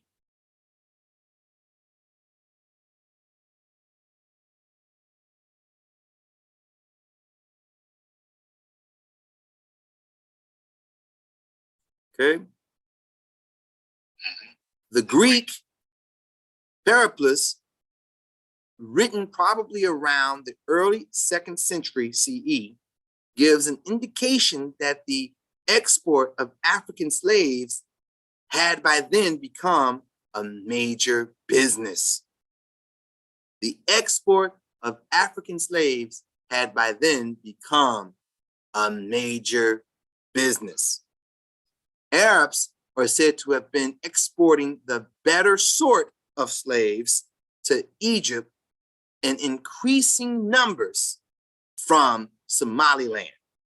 While the exact role played by Africans themselves in this trade is not immediately clear, the localized nature of the escalation still makes it unusual within the wider African context, thereby suggesting direct and or indirect external Arab agency as the possible stimulus. What is more, This information does not tell us about the nature of slavery in ancient Africa. So who's selling us? Arabs. We just read that in Joel. We just read that in Joel. Okay. Is there more on this today? Bear with me. Let me see if there's more on this that I was trying to show. Yes. Okay, so let me show the rest of this. All right. So here we are. However, between the 15th and 19th centuries, slavery in non-Muslim areas along the West and Central African coast was significantly transformed from a structurally marginal feature of society into an institutionalized and well-organized economic venture, leading to an increase in the, let me get the page,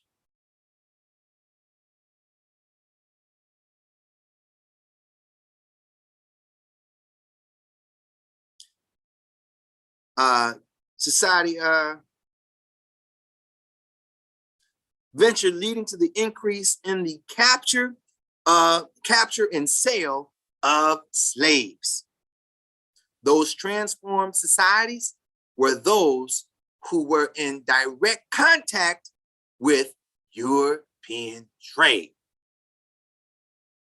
Joel just told us this.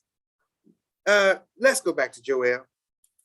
How can we not go back to Joel and read this? Joel, what's that, 3 and 4? Joel chapter 3, verse 4. Book of Joel, chapter 3 and verse 4. Yea, and what have ye to do with me, O Tyre and Zidon, and all the coast of Palestine? Mm-hmm. Will ye render me a recompense? And if ye recompense me, swiftly will I return your recompense upon your own head. Now jump down to verse 6. Verse 6. The children also of Judah and the children of Jerusalem have ye sold unto the Grecians. Have ye sold unto the Grecians. The Caucasian man. That's who the Arabs and Africans, remember, because we are not Africans. We look like Africans, but we are not Africans. We took up residence in Africa, but we are not Africans. Okay? And we were sold to the Caucasian man. Let's continue on. Herein lies the crux of the matter. The question, therefore, is how do we explain the apparent transformations of slavery in those parts of non-Muslim Africa during this particular period? This could not have been a mere coincidence due to the internal African economic dynamism, inventiveness, and entrepreneurship. How did this happen? This all happened by design, is what he's trying to tell us. Did I go on to the next page? I did not go to the next page. So let's go to page 119.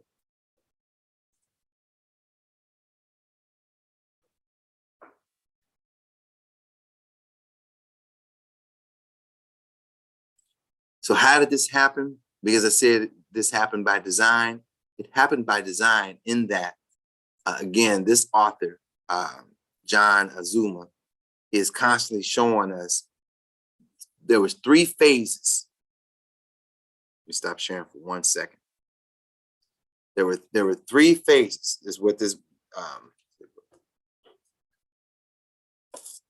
gentleman, the author of this book, is revealing to us in this book. There was 3 phases in how Arabs overtook us and how we then would take on Islam to the end. Now I'm a Moor, I'm an Islam, this, that, and the third. They came very peacefully at first because they were not well established.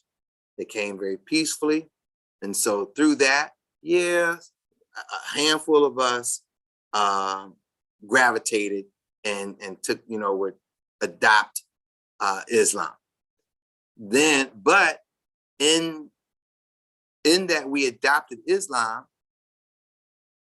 we were not being true to it. We were still, again, using the scrambled egg analogy. It was like, okay, I'm already kind of scrambling my eggs that way anyway. But what you don't realize is I also like to put a little bit of this in my scrambled eggs. I like to put a little bit of that in my scrambled eggs. And so, no, you can't put that in your scrambled eggs. How you gonna tell me how to cook my scrambled eggs? You can't. So that became an issue. So that being an issue, then the jihad, the second phase was jihad. We're going to force you. And if you try to put this, that, and the third in your scrambled eggs, we're going to kill you. So you're going to scramble your eggs the way we tell you to scramble the eggs. And we're going to force you to scramble eggs the way we tell you to scramble eggs, but we're going to kill you. And then the third phase was enslavement.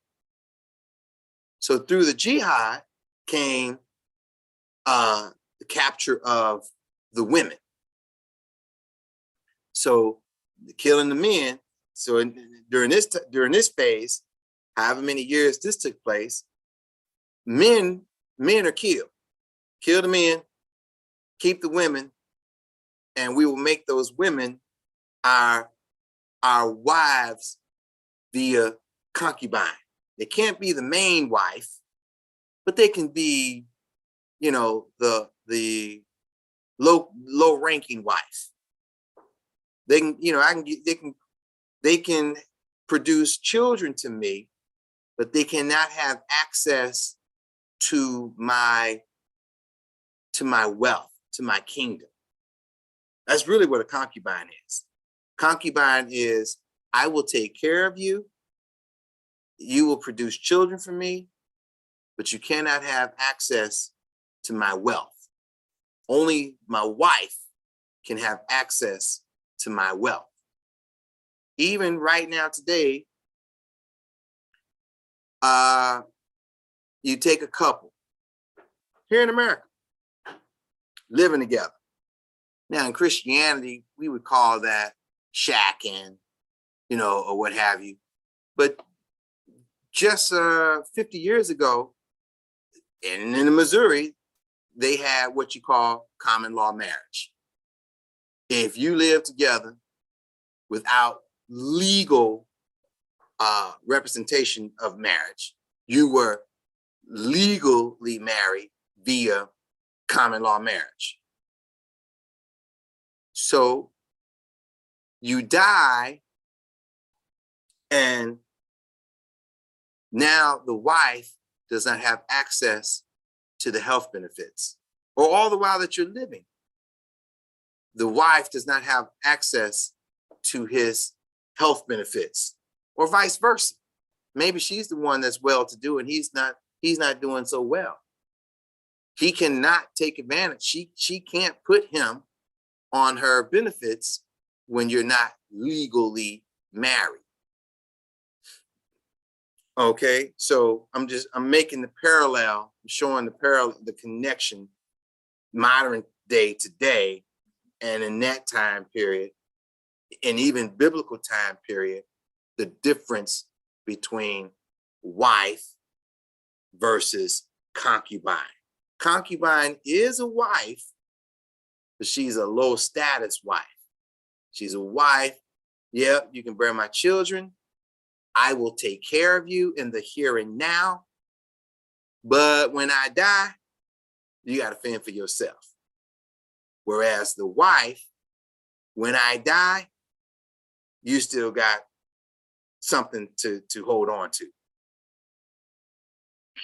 Okay, let's continue.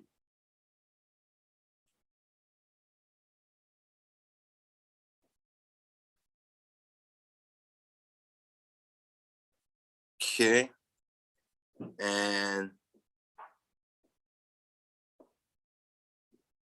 that was page 119. We're going to page 120.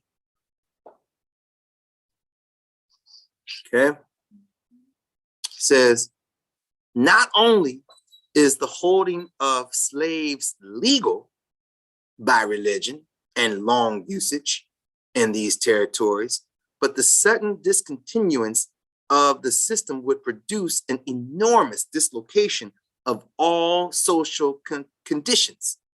The owner, who is dependent on his slave for the cultivation of his estate and for every form of his wealth, would be impoverished by their loss, and the slaves themselves, though not immediately, would to a great extent fall into idle habits and bring about a general economic loss. Now, this is a quote. So this insert right here is a quote.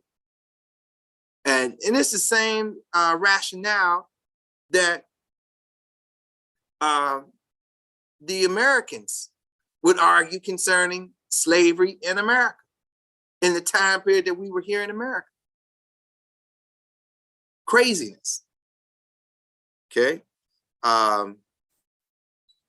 Goes on.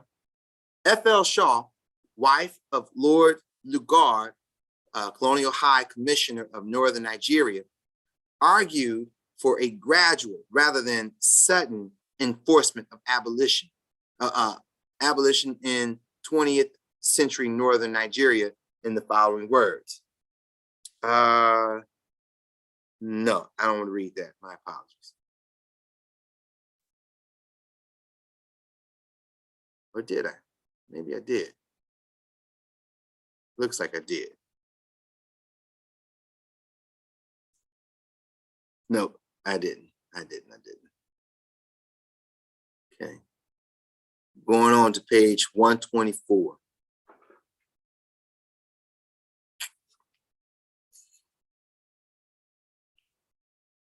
Okay. The pre-Islamic era practice of using female slaves as prostitutes is condemned by the Quran, which instead sanctions the institution of concubinage, which permits a Muslim male to have lawful conjugal relations with an unrestricted number of his female slaves. So I'm an Arab man. Yeah, I'm gonna come through a town. I'm gonna razzie that town, meaning destroy it. I'm gonna kill all the men, kill all the children, and I'm gonna take the women. Because I'm gonna make these women my concubines. And this is how it went in kind of the initial phase of the jihads or the razzie.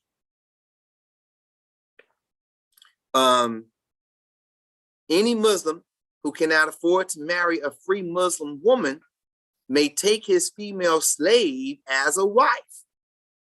The Quran urges, without actually commanding, kindness to slaves as a meritorious act of piety.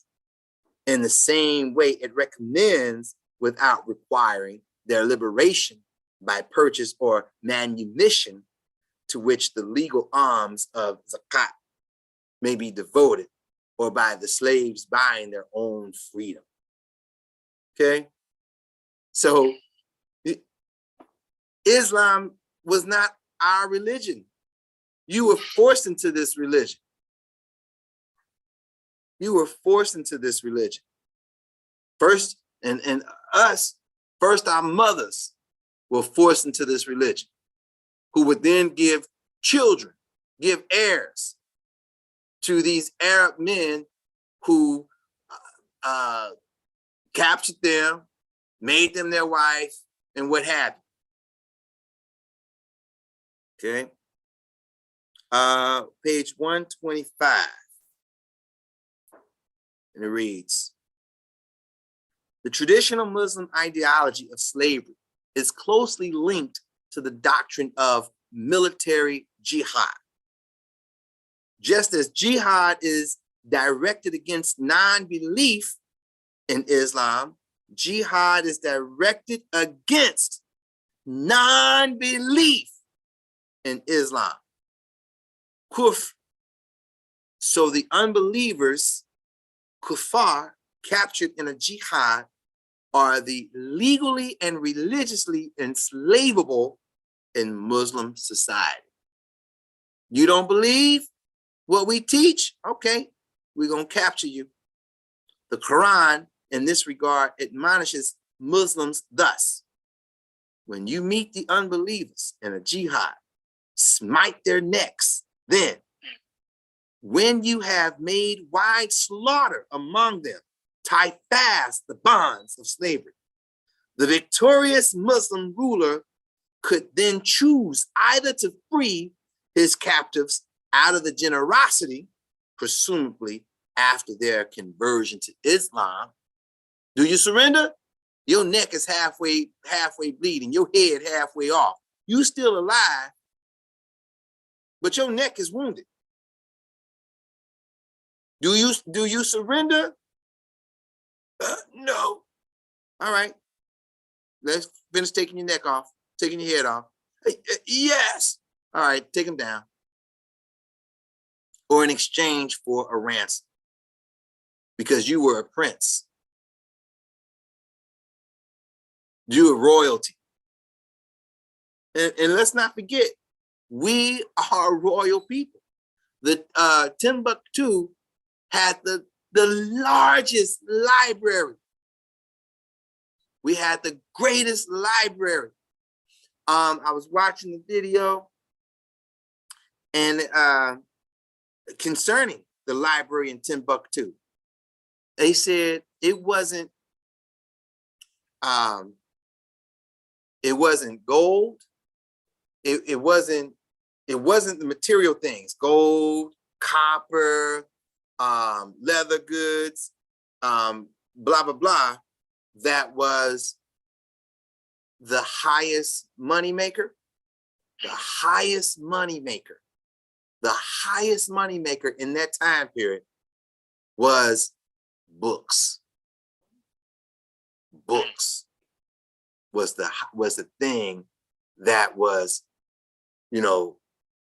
was making all the money. Books. We had doctors. They would come to Timbuktu and so forth for cataract surgery on the eyes and what have you. So we're performing all this stuff. So in this time period, we're talking 1,000, 1,100 in that time period, and so forth. We are the dominant figure. We are the intellectuals of the world. We are the kings and queens that's ruling, and everyone aspires to be like. And so here comes these Arabs. And so it said,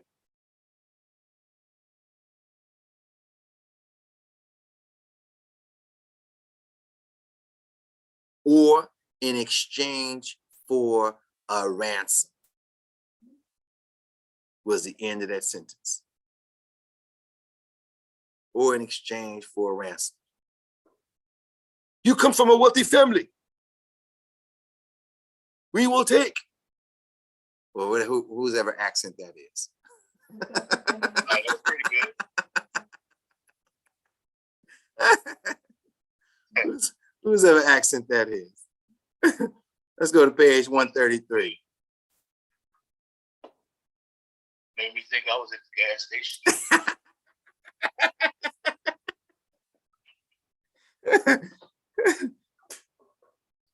I guess I I don't do a great job imitating. Here we go. Blacks and people of Black ancestry began to suffer various disabilities on account of the color of their skin and racial origin in early Muslim Arab society. Early Muslim Arab society. Black Muslims who managed to escape the condition of servility through manumission still had a much bigger hurdle to clear in the form of persistent racial prejudice from the wider society. Celebrated Black or partly Black Muslim poets of early Islamic times, such as Antara, the son of an Arab father, and an Abyssinian concubine, Suhamyam, forgive me, or Little Blackie, that's what they called him, Little Blackie, right? Nusad Abu Dulama, or Father of Blackness, Sayyid Ibn Mishja, etc. Both of their nicknames and works indicate that African blood and dark skin were marks of social inferiority and cause for insults, abuse, and discrimination. And this goes on today. So here we're talking 660, 726, 776. That's the time period. So 1,500 years ago, basically. That's how the Arabs thought about you. That's how they think about you right now this day.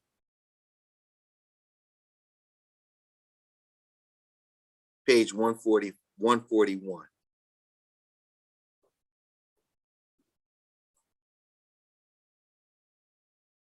Okay.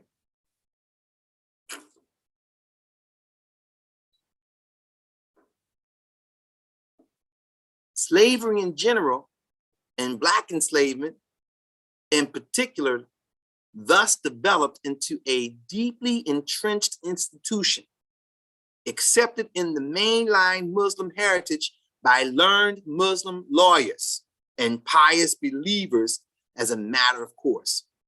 Right from the conquest of Egypt by Arab armies between 639 and 642, the land of the Blacks, Bilad al-Sudan, became a reservoir of slaves for the Muslim world. Became a reservoir of slaves for the Muslim world. That's 639, 642. 639, 642. Reservoir of slaves for the Muslim world. Okay? The main source of slaves were war, which is jihad, raid, tribute, purchase, and kidnapping. That was how they acquired the slaves. That's how they acquired the slaves. As part of the Pact signed between Nubia and Muslim rulers of Egypt in the 7th century, 360 slaves were sent annually as tribute to the emir in Egypt, and this remained in force over 7 centuries, over 700 years. That takes us to the 1400s, 1500s. Okay. Muslim Arabs were the chief agents of the traffic of Black Africans as slaves from East and Central Africa into the Islamic heartlands, virtually right from, let me turn the page. Did I get that page? Yep, right from the 7th century. The coast of Zanj, the coastlands of modern Kenya and Tanzania was opened by Arabs from the Persian Gulf area, from where slaves were exported to Basra and thence to Baghdad and other centers of Iraq. The sugar plantations of Khuzestan to Bandar Abbas in southern Persia and to Al-Haza, the Arabian Peninsula, Somalis prior to their Islamization, and later interior peoples such as the Gala were exported as slaves from the Somali coast across into the Yemen, and from there via Mecca to Damascus and Baghdad, from Abyssinia, which is, I believe, Ethiopia. Gala, Garash, Hararis, and other tribes were exported to Arabia and up the Red Sea to Egypt. So this is, you know, here we are, we're talking about these things, but we're showing you the scholarly work of what historians are making available to us. So this is not us just having to sit down, we're using the Bible only, and then we're giving, yeah, well, we think. Right. No, we're showing you, hey, this is what the historians put together as scholarly record with dates and so forth for our learning, so that we understand what truly took place. Yeah, we bring in biblical proof and historical proof, and sometimes archaeological proof. Mm-hmm. So let's continue. We're almost done with these excerpts. Okay. So I'm on page 142. I'm at the bottom of page 142. And again, we're showing you how these Arabs, how they felt about us. In conversation, one of the headmen admitted that most of the slaves died during the journey of hunger and exhaustion. When asked what happens if any of the slaves became too ill or weak to continue their journey, the headman replied, let me get it, the headman replied, what happens when they become too ill, too weak, exhausted? Spare them at once, for if we did not, others would pretend they are ill in order to avoid spare them at once, carrying their loads. No, we never leave them alive on the road. They all know this custom. In response to another question, so you see what they're doing? So you fall too weak, too ill to keep up with the caravan, right? We're gonna spear you, kill you, and then take them off the main road so that the rest of the caravan won't think, oh, well, he got out of it, because he was too ill. They let him go. No, they didn't let him go. They killed his black butt. Yeah, they did it in front of other slaves. Mm-hmm. Mm-hmm. So let's continue. This is the history of our people getting caught up in Islam. So what's the topic? Islam, not the original religion of the blacks. And for those, we're not black, we are the Israelites. But you might not understand that at home. So, okay, we use a word that's easy, an easy, digestible word for your understanding. Okay, continuing on. It says, no, we never leave them alive on the road. They all know this custom. In response to another question as to who carries the ivory when a mother carrying a baby and Ivory gets too tired to carry both, the headman replied, she does. We cannot leave valuable ivory on the road. We spare the child and make her burden lighter. Ivory first, child afterwards. That's crazy. Okay, so and then this last paragraph, I want to read this last paragraph on this page right here. It says the route from the interior of Africa through Lake Tanganyika to the coast was littered with skeletons as a result of slaves dying from exhaustion, hunger, or the brutality of their carriers, sometimes still yoked together. Imagine that, Shamash. You and I, we are chained up. My left leg to your right leg. You got tired, I got tired. They killed both of us. There we are. And as 50 years go by, 20, however long it takes for the body in the dry heat and for the animals and maggots and so forth, you know, to decompose down to skeleton bones. There we are, skeleton bones with iron shackles on the skeleton bones. That's crazy. That's what's going on. That's the Arabs. That's the Arabs. Okay. That's Islam that we want to go and serve and say, no, I practice Islam. Lick salam.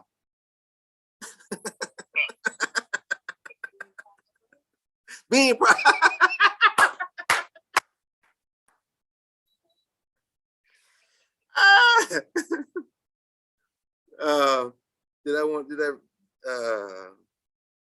Yes, here we go. Okay. Death during the journeys were so numerous that it has been estimated that for every slave who reached the coast in Zanzibar, 4 or 5 lives were lost in transit. An Arab slave dealer by name Zeb bin Habib is reported in 1882 to have admitted that out of 300 slaves he acquired from the interior, only 50 reached the coast alive. And yet the slave trade continued. That's how profitable it was. You have, now to us, that seems like a huge loss. You started out with 300. That means you lost 250. But I'm gonna continue with this investment strategy because slaves are profitable to me. Slave is my money. It's the same thing in America. It's the same thing with the transatlantic slave trade. This is the slavery that happened before the transatlantic slave trade. This is the slavery. Say again? I said the sub-Saharan slave trade. Right. This is the sub-Saharan slave trade. Remember the dates? We were looking at 600, was it 630, 640? Something of that nature. So, and it said that this went up through. And this insert right here we just read said that was in 1882, admitted in 1882. So the Arab slave trade lasted longer than the Caucasian slave trade.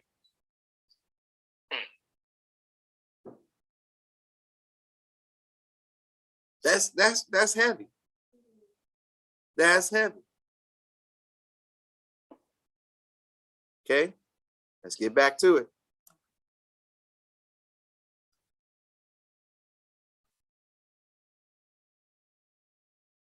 All right.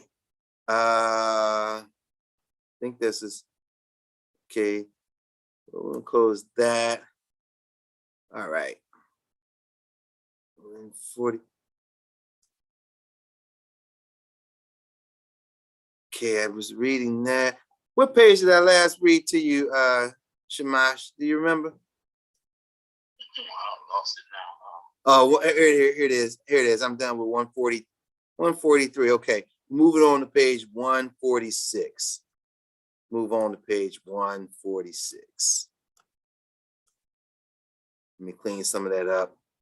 We're almost done with these excerpts. We're almost done with these excerpts. Then we'll get back into the Bible. Okay, so here's page 146. All of you that want to make your pilgrimage to Mecca. It reads, the holiest city of Islam, Mecca, became the center of the slave trade in the world and remained so well into the 20th century, meaning the 1900s. From there, slaves captured and brought from East Africa and the Sudan were distributed to all parts of Arabia and the Muslim world. It became a custom for pilgrims to take their slaves for sale in Mecca or buy one or two slaves while on Hajj as souvenirs to be kept, sold, or given as gifts. High-ranking Muslims who perform the pilgrimage are known to have always taken along large contingents of slaves as porters and guards and to tend to their master's needs. One of these needs was, as one writer puts it, cash. Owners often use slaves as a kind of travelers. Let me turn the page. Nope, I can do it right here. Travelers check, which again, in the transatlantic slave trade, your money was wrapped up into that slave body. So if I need a cash advance, I am going to withdraw my cash by leasing out my slave or selling my slave. Even in death, I am going to be able to cash out.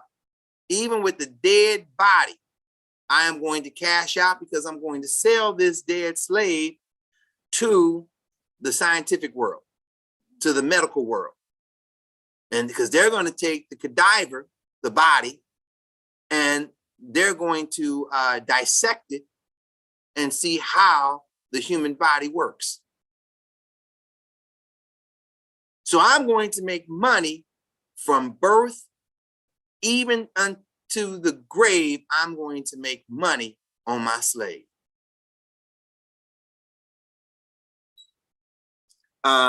Slaves became a permanent feature of pilgrimage arrangements.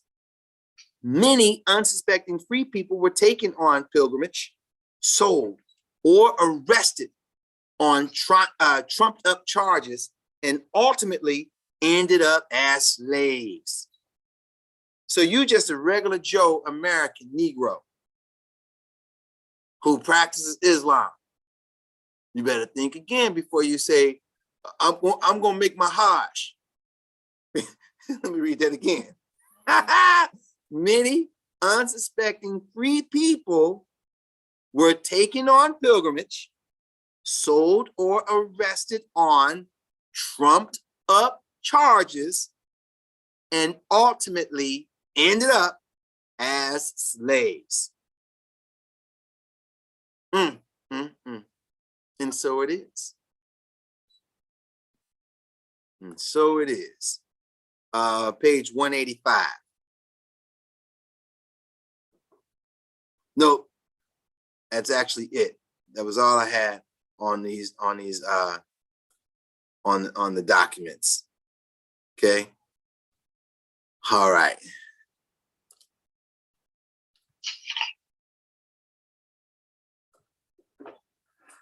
So,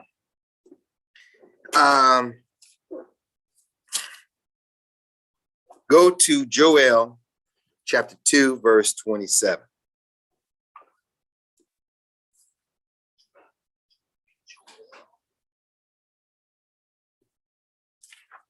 Chapter 2, verse 27. Mm-hmm. The book of Joel, chapter 2, verse 27. And ye shall know that I am in the midst of Israel, and that I am the Lord your God, and none else. And my people shall never be ashamed. So we're not going to find God in Islam. We're not going to find God in the Quran. We're not going to find God through Muhammad. We're going to read that again. Joel 2 and 27. And ye shall know that I am in the midst of Israel. We're going to find God in the midst of Israel. We're going to find God in the midst of Israel. Read. And my people shall never be ashamed. And it shall come to pass. And that I am the Lord your God and none else. That's what I was asking. My apologies. Right? And that I am the Lord your God and none else. I am the Lord your God and none else. God ain't rocking with Muhammad or Habib this, Habib that. He's not rocking with none of them. So, okay, they have prophets. They can discern that 10 years from now, thus and thus is going to happen. Okay, God gives us that kind of ability. We know that we are facing climate, what do you call it? Climate change. Thank you. The weather's changing. Rivers are drying up. So if the fossil fuel doesn't stop, this is going to happen. Oh, we give it another 7 years. We give it, okay. Does it make them a prophet of the Most High? No. Not a scientific fact, it's just we can actually see these things happening. It's not like being an actual prophet, it's just we actually see these things You happening. right. You can see these things because God gives us the ability through intellect to be able to discern these things. Okay. But tell us show us a record that was written 1400 BC. Go to Deuteronomy chapter 28 and 68.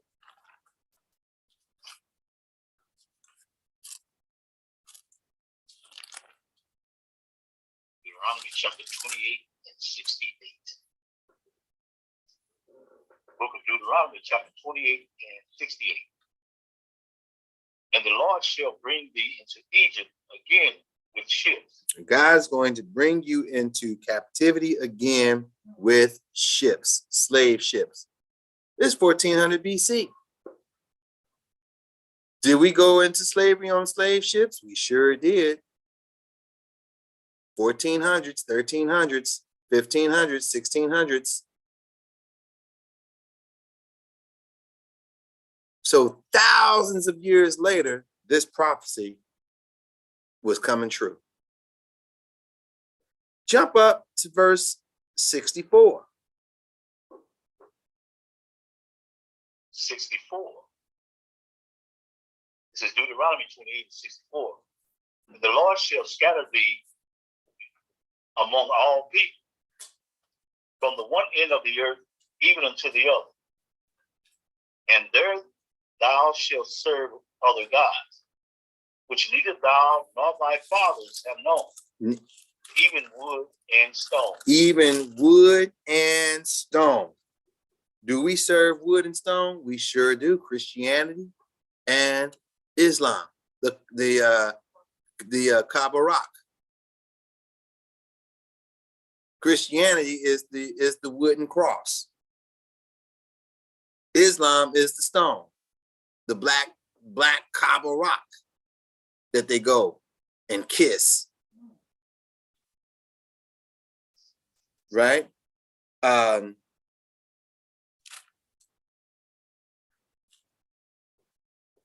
Go to Joel chapter 3, verse 17.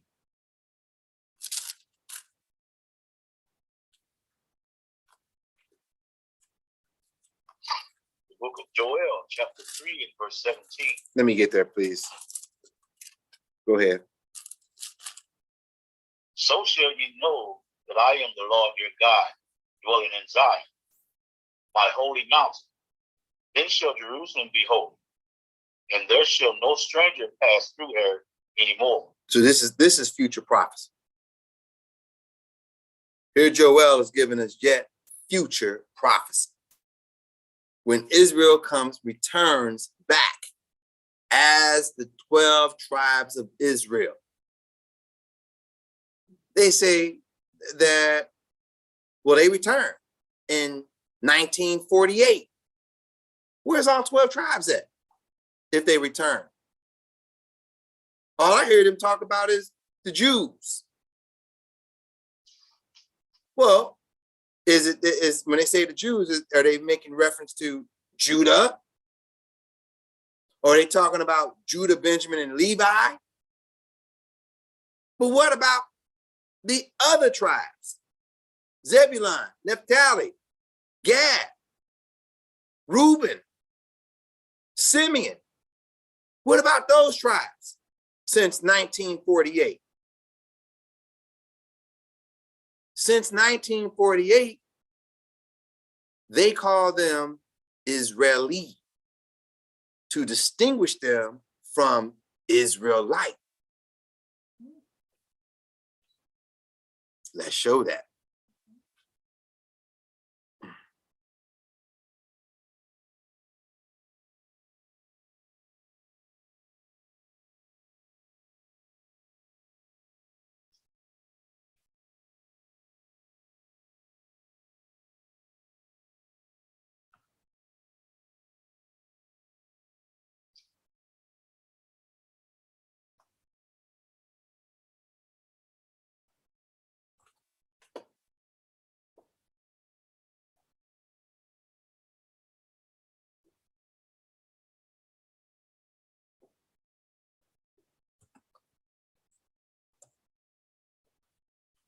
Can you see that, Shamash?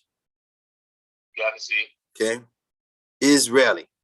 Where is this coming from? Edamon Online or edamononline.com. Citizens of the State of Israel, 1948, from Israel. Also used in English as the adjective since 1948. It distinguishes the citizens of the modern state from the ancient people who had been known in English since 14th century as the Israelites. That's right. That's who we are. We're the Israelites. They are not. We are the people of the book. They are not.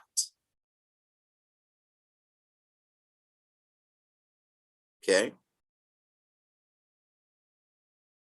All right.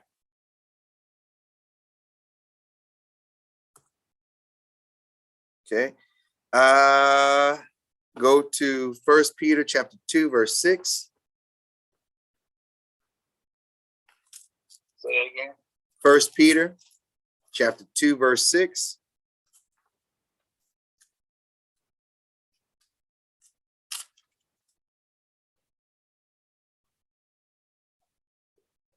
Book of 1 Peter, chapter 2 verse 6.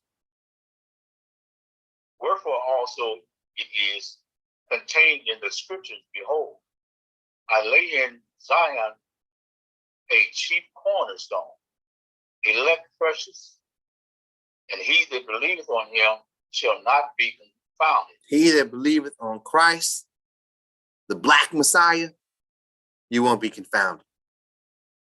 You won't be led astray by the foolishness of Islam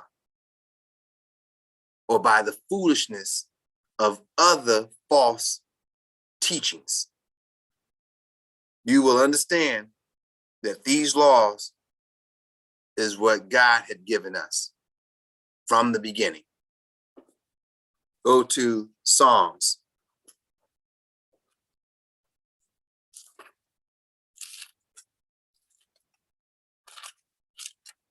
Psalms 147 and verse 19 and 20.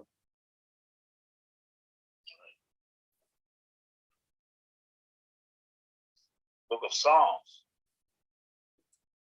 147 and 19. He showed his word unto Jacob, his statutes and his judgments unto Israel. He had not dealt so with any nation. And as for his judgments, they have not known them.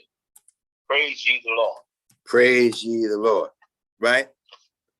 He gave us the laws for us to understand. He gave us to know the judgments. So what happens if you keep the law? What happens if you fail to keep the law? The judgments and the prophecies. What's going to happen in 100 years from now, 1,000 years from now? This is what the Most High gave us. He gave it to Jacob. He showed his word to Israel and no other nation. Okay? So, go to 2 Corinthians chapter 10.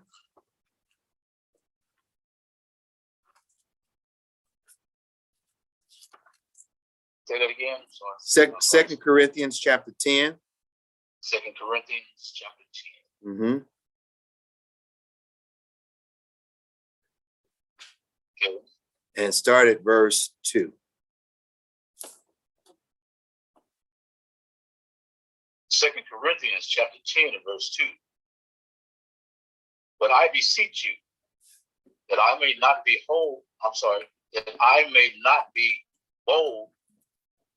I am present with the confidence, with that confidence, wherewith I think to be bold against some, which think of us as if we walked according to the flesh. For though we walk in the flesh, we do not war after the flesh. Mm-hmm. For the weapons of our warfare are not carnal. For the weapons of our warfare are not carnal. Okay? So it's not like we're going to come up to anyone and do no jihad with them.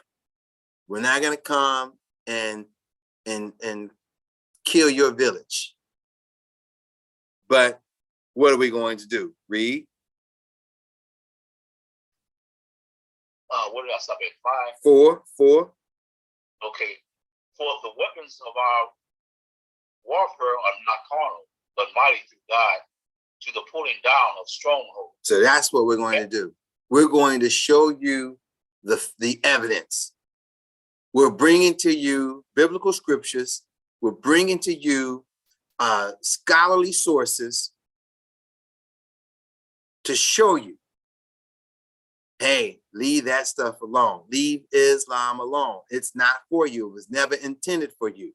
So we're pulling down these strongholds because many of our people, every word, hinge on every word of the Quran, which is a religion that's for the Arabs. Okay, read. 6. Oh, No, 5. 6. I'll start at the top again. 5. Casting down imaginations and every high thing that exalted itself against the knowledge of God, Mm-hmm. and bringing into captivity every thought to the obedience of Christ. That's what we're doing. We want to cast down those imaginations. You thinking that Islam is the way. It's not. Christianity is the way. It's not. Okay. And read verse 6. No, actually, just drop that. Go to 2 Corinthians chapter 6, verse 17. 2 Corinthians chapter 6. Yes, 6 and 17. 2 Corinthians chapter 6 and verse 17. Wherefore come out from among them, and be ye separate, saith the Lord, and touch not the unclean thing, and I will receive you. Mm-hmm. Read. And will be a father unto you, and ye shall be my son and daughters, saith the Lord Almighty. Says this Lord Almighty. So that there is the call to action right there. Come out from among them. Let Jehovah Witness go. Let Islam go. Let Kabbalah go. Let Christianity go. Let all that stuff go. Separate from all of that and touch none of it. It says, touch not the unclean thing. Touch none of that. Christmas, touch none of that. Easter, touch none of that. And I will receive you. Okay. And before we close out, let's go to Genesis real quick. Genesis chapter 17. Genesis chapter 17. Genesis chapter 17 and verse 7. Verse 7. The book of Genesis chapter 17 and verse 7. And I will establish my covenant between me and thee, and thy seed after thee in their generations for an everlasting covenant, to be a God unto thee, and to thy seed after thee. Read. And I will give unto thee, and to thy seed after thee, the land wherein thou art a stranger. So then there's a promise. All the land of Canaan, for an everlasting possession. I will be their God. I will be their God. So now he goes on and jump down to $15.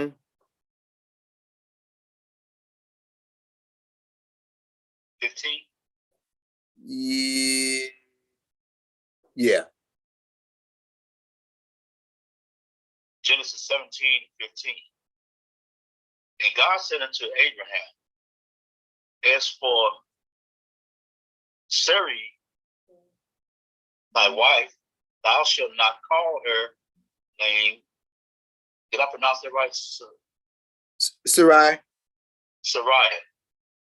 But Sarah shall her name be.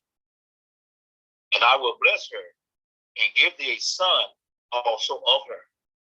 Yea, I will bless her, and she shall be a mother of nations.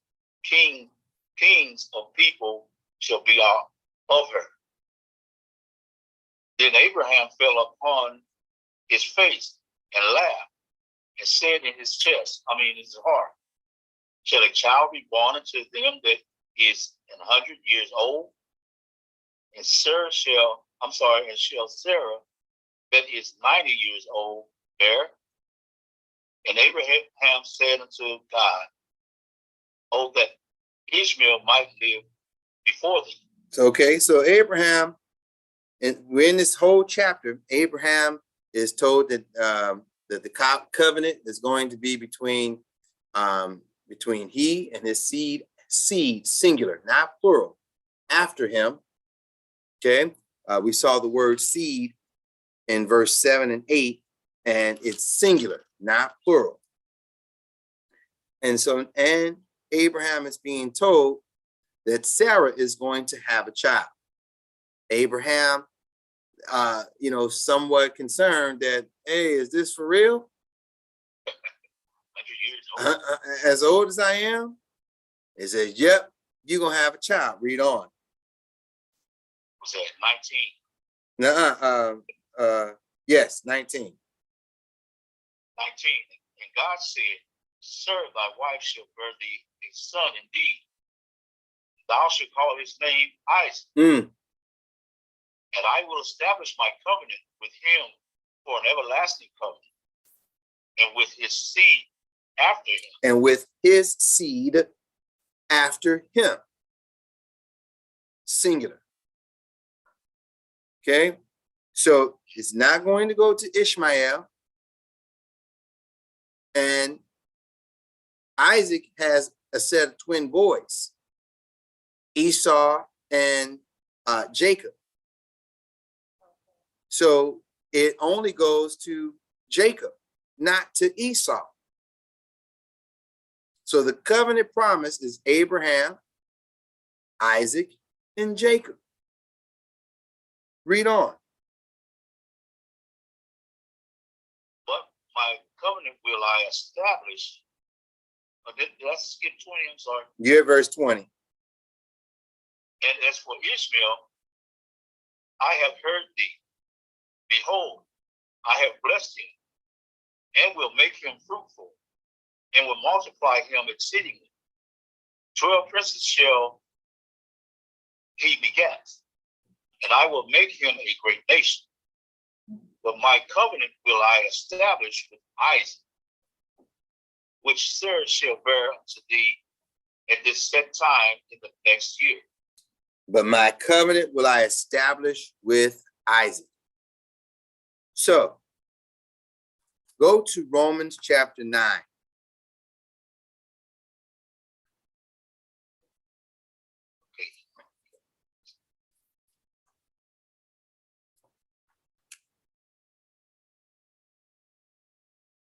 What was that? Romans chapter 9.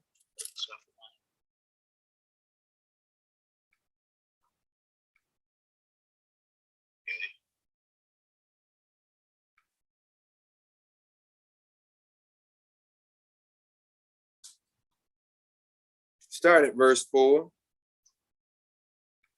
Book of Romans chapter 9 and verse 4.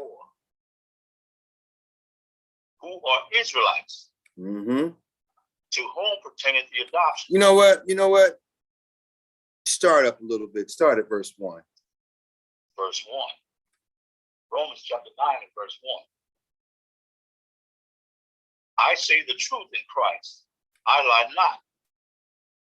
My conscience also bearing me witness in the Holy Ghost, that I have great heaviness and continual sorrow in my heart. For I could wish that myself were accursed from Christ for my brother, my kinsmen according to the flesh, who are Israelites, to whom pertaineth the adoption, and the glory, and the covenant, and the giving of the law, and the service of God, and the promise, whose are the fathers, and of whom, as concerning the flesh, Christ came, who is over all, God bless forever. Amen. So we started at verse 1 so that we can see that Paul, he is directing his message not to any person who reads this letter, but he's directing this message to those that are indeed his own people. Those that share a common ancestry such as he does, such as he has. Children of Israel. That's who this message is to. He says, who are Israelites? It's to the Israelites that pertaineth the adoption. The adoption what? To the commonwealth of Israel, the promises by God, the covenant promise. The glory. What glory? The glory of the covenants. All the land, all the riches, the service of God, keeping of the laws, the practice of the laws. All that is to the children of Israel. That's not to Ishmael. Jump down to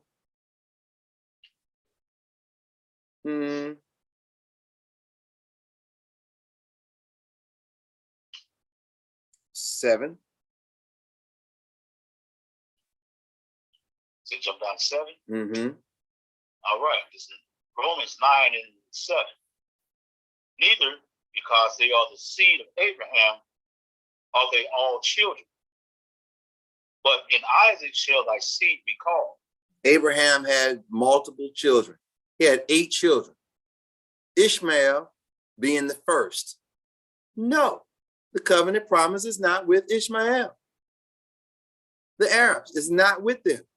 It's with Isaac, the Israelites. You so-called blacks, so-called Negroes, Hispanics, and Native Americans. That's not the only Israelites. We're scattered throughout. We're scattered throughout the entire globe. And we kind of saw that through some of the pages, the excerpts we were reading from the book. The Arabs came into Kenya, came into Tanzania, came into Iran, and had concubines and so forth. We're spread all about. Okay. All right. So go to Revelation. Go to Exodus chapter 19, verse 5 and 6.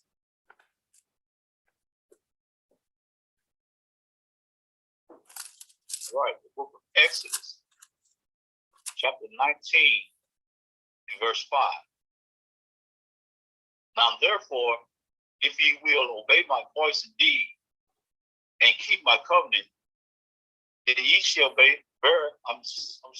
then ye shall be a peculiar treasure unto me above all people, for all the earth is mine. Mm-hmm. And ye shall be unto me a kingdom of priests and a holy nation. These are the words which thou shalt speak unto the children of Israel. These are the words. What must we do? Fall in line by keeping the commandments of the Most High God. That's the condition. Go to Revelation chapter 20, verse 6.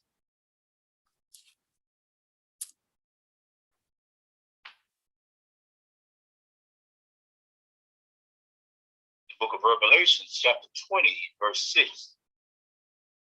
Blessed and holy is that. Blessed is holy. Let me start that over. Blessed and holy is he that had part in the first resurrection. On such the second death had no power. They shall be priests of God and of Christ, and shall reign with him in 1,000 years. Right. Okay. So blessed are we that follow Christ, that follow the Lamb wherever he shall go. Okay. And the last scripture of the night, go to Revelation chapter 18, verse 4. All right. The book of Revelations, chapter 18, verse 4. And I heard another voice from heaven saying, come out of her, my people, that ye be not partakers of her sins, and that ye receive not of her plagues. That's right. That's right. Come out. Now this, to be specific, verse 14 is making reference to Babylon. But as we read moments ago in 2 Corinthians chapter 6, once again, the message, come out of this madness. Come out of this madness. So these are these last few scriptures that we read. These are the solutions that we have to apply in order to get the kingdom. So we've identified the problem. Problem is our people worship something that was never intended for them. Islam is not the original religion of the Blacks, not the original religion of the Israelites. So we identified the problem. We provided evidence to show why our position, why we make the claim we make, and then we provide solutions to overcome how we're supposed to conduct ourselves and live our life as Israelites, as children of the Most High God.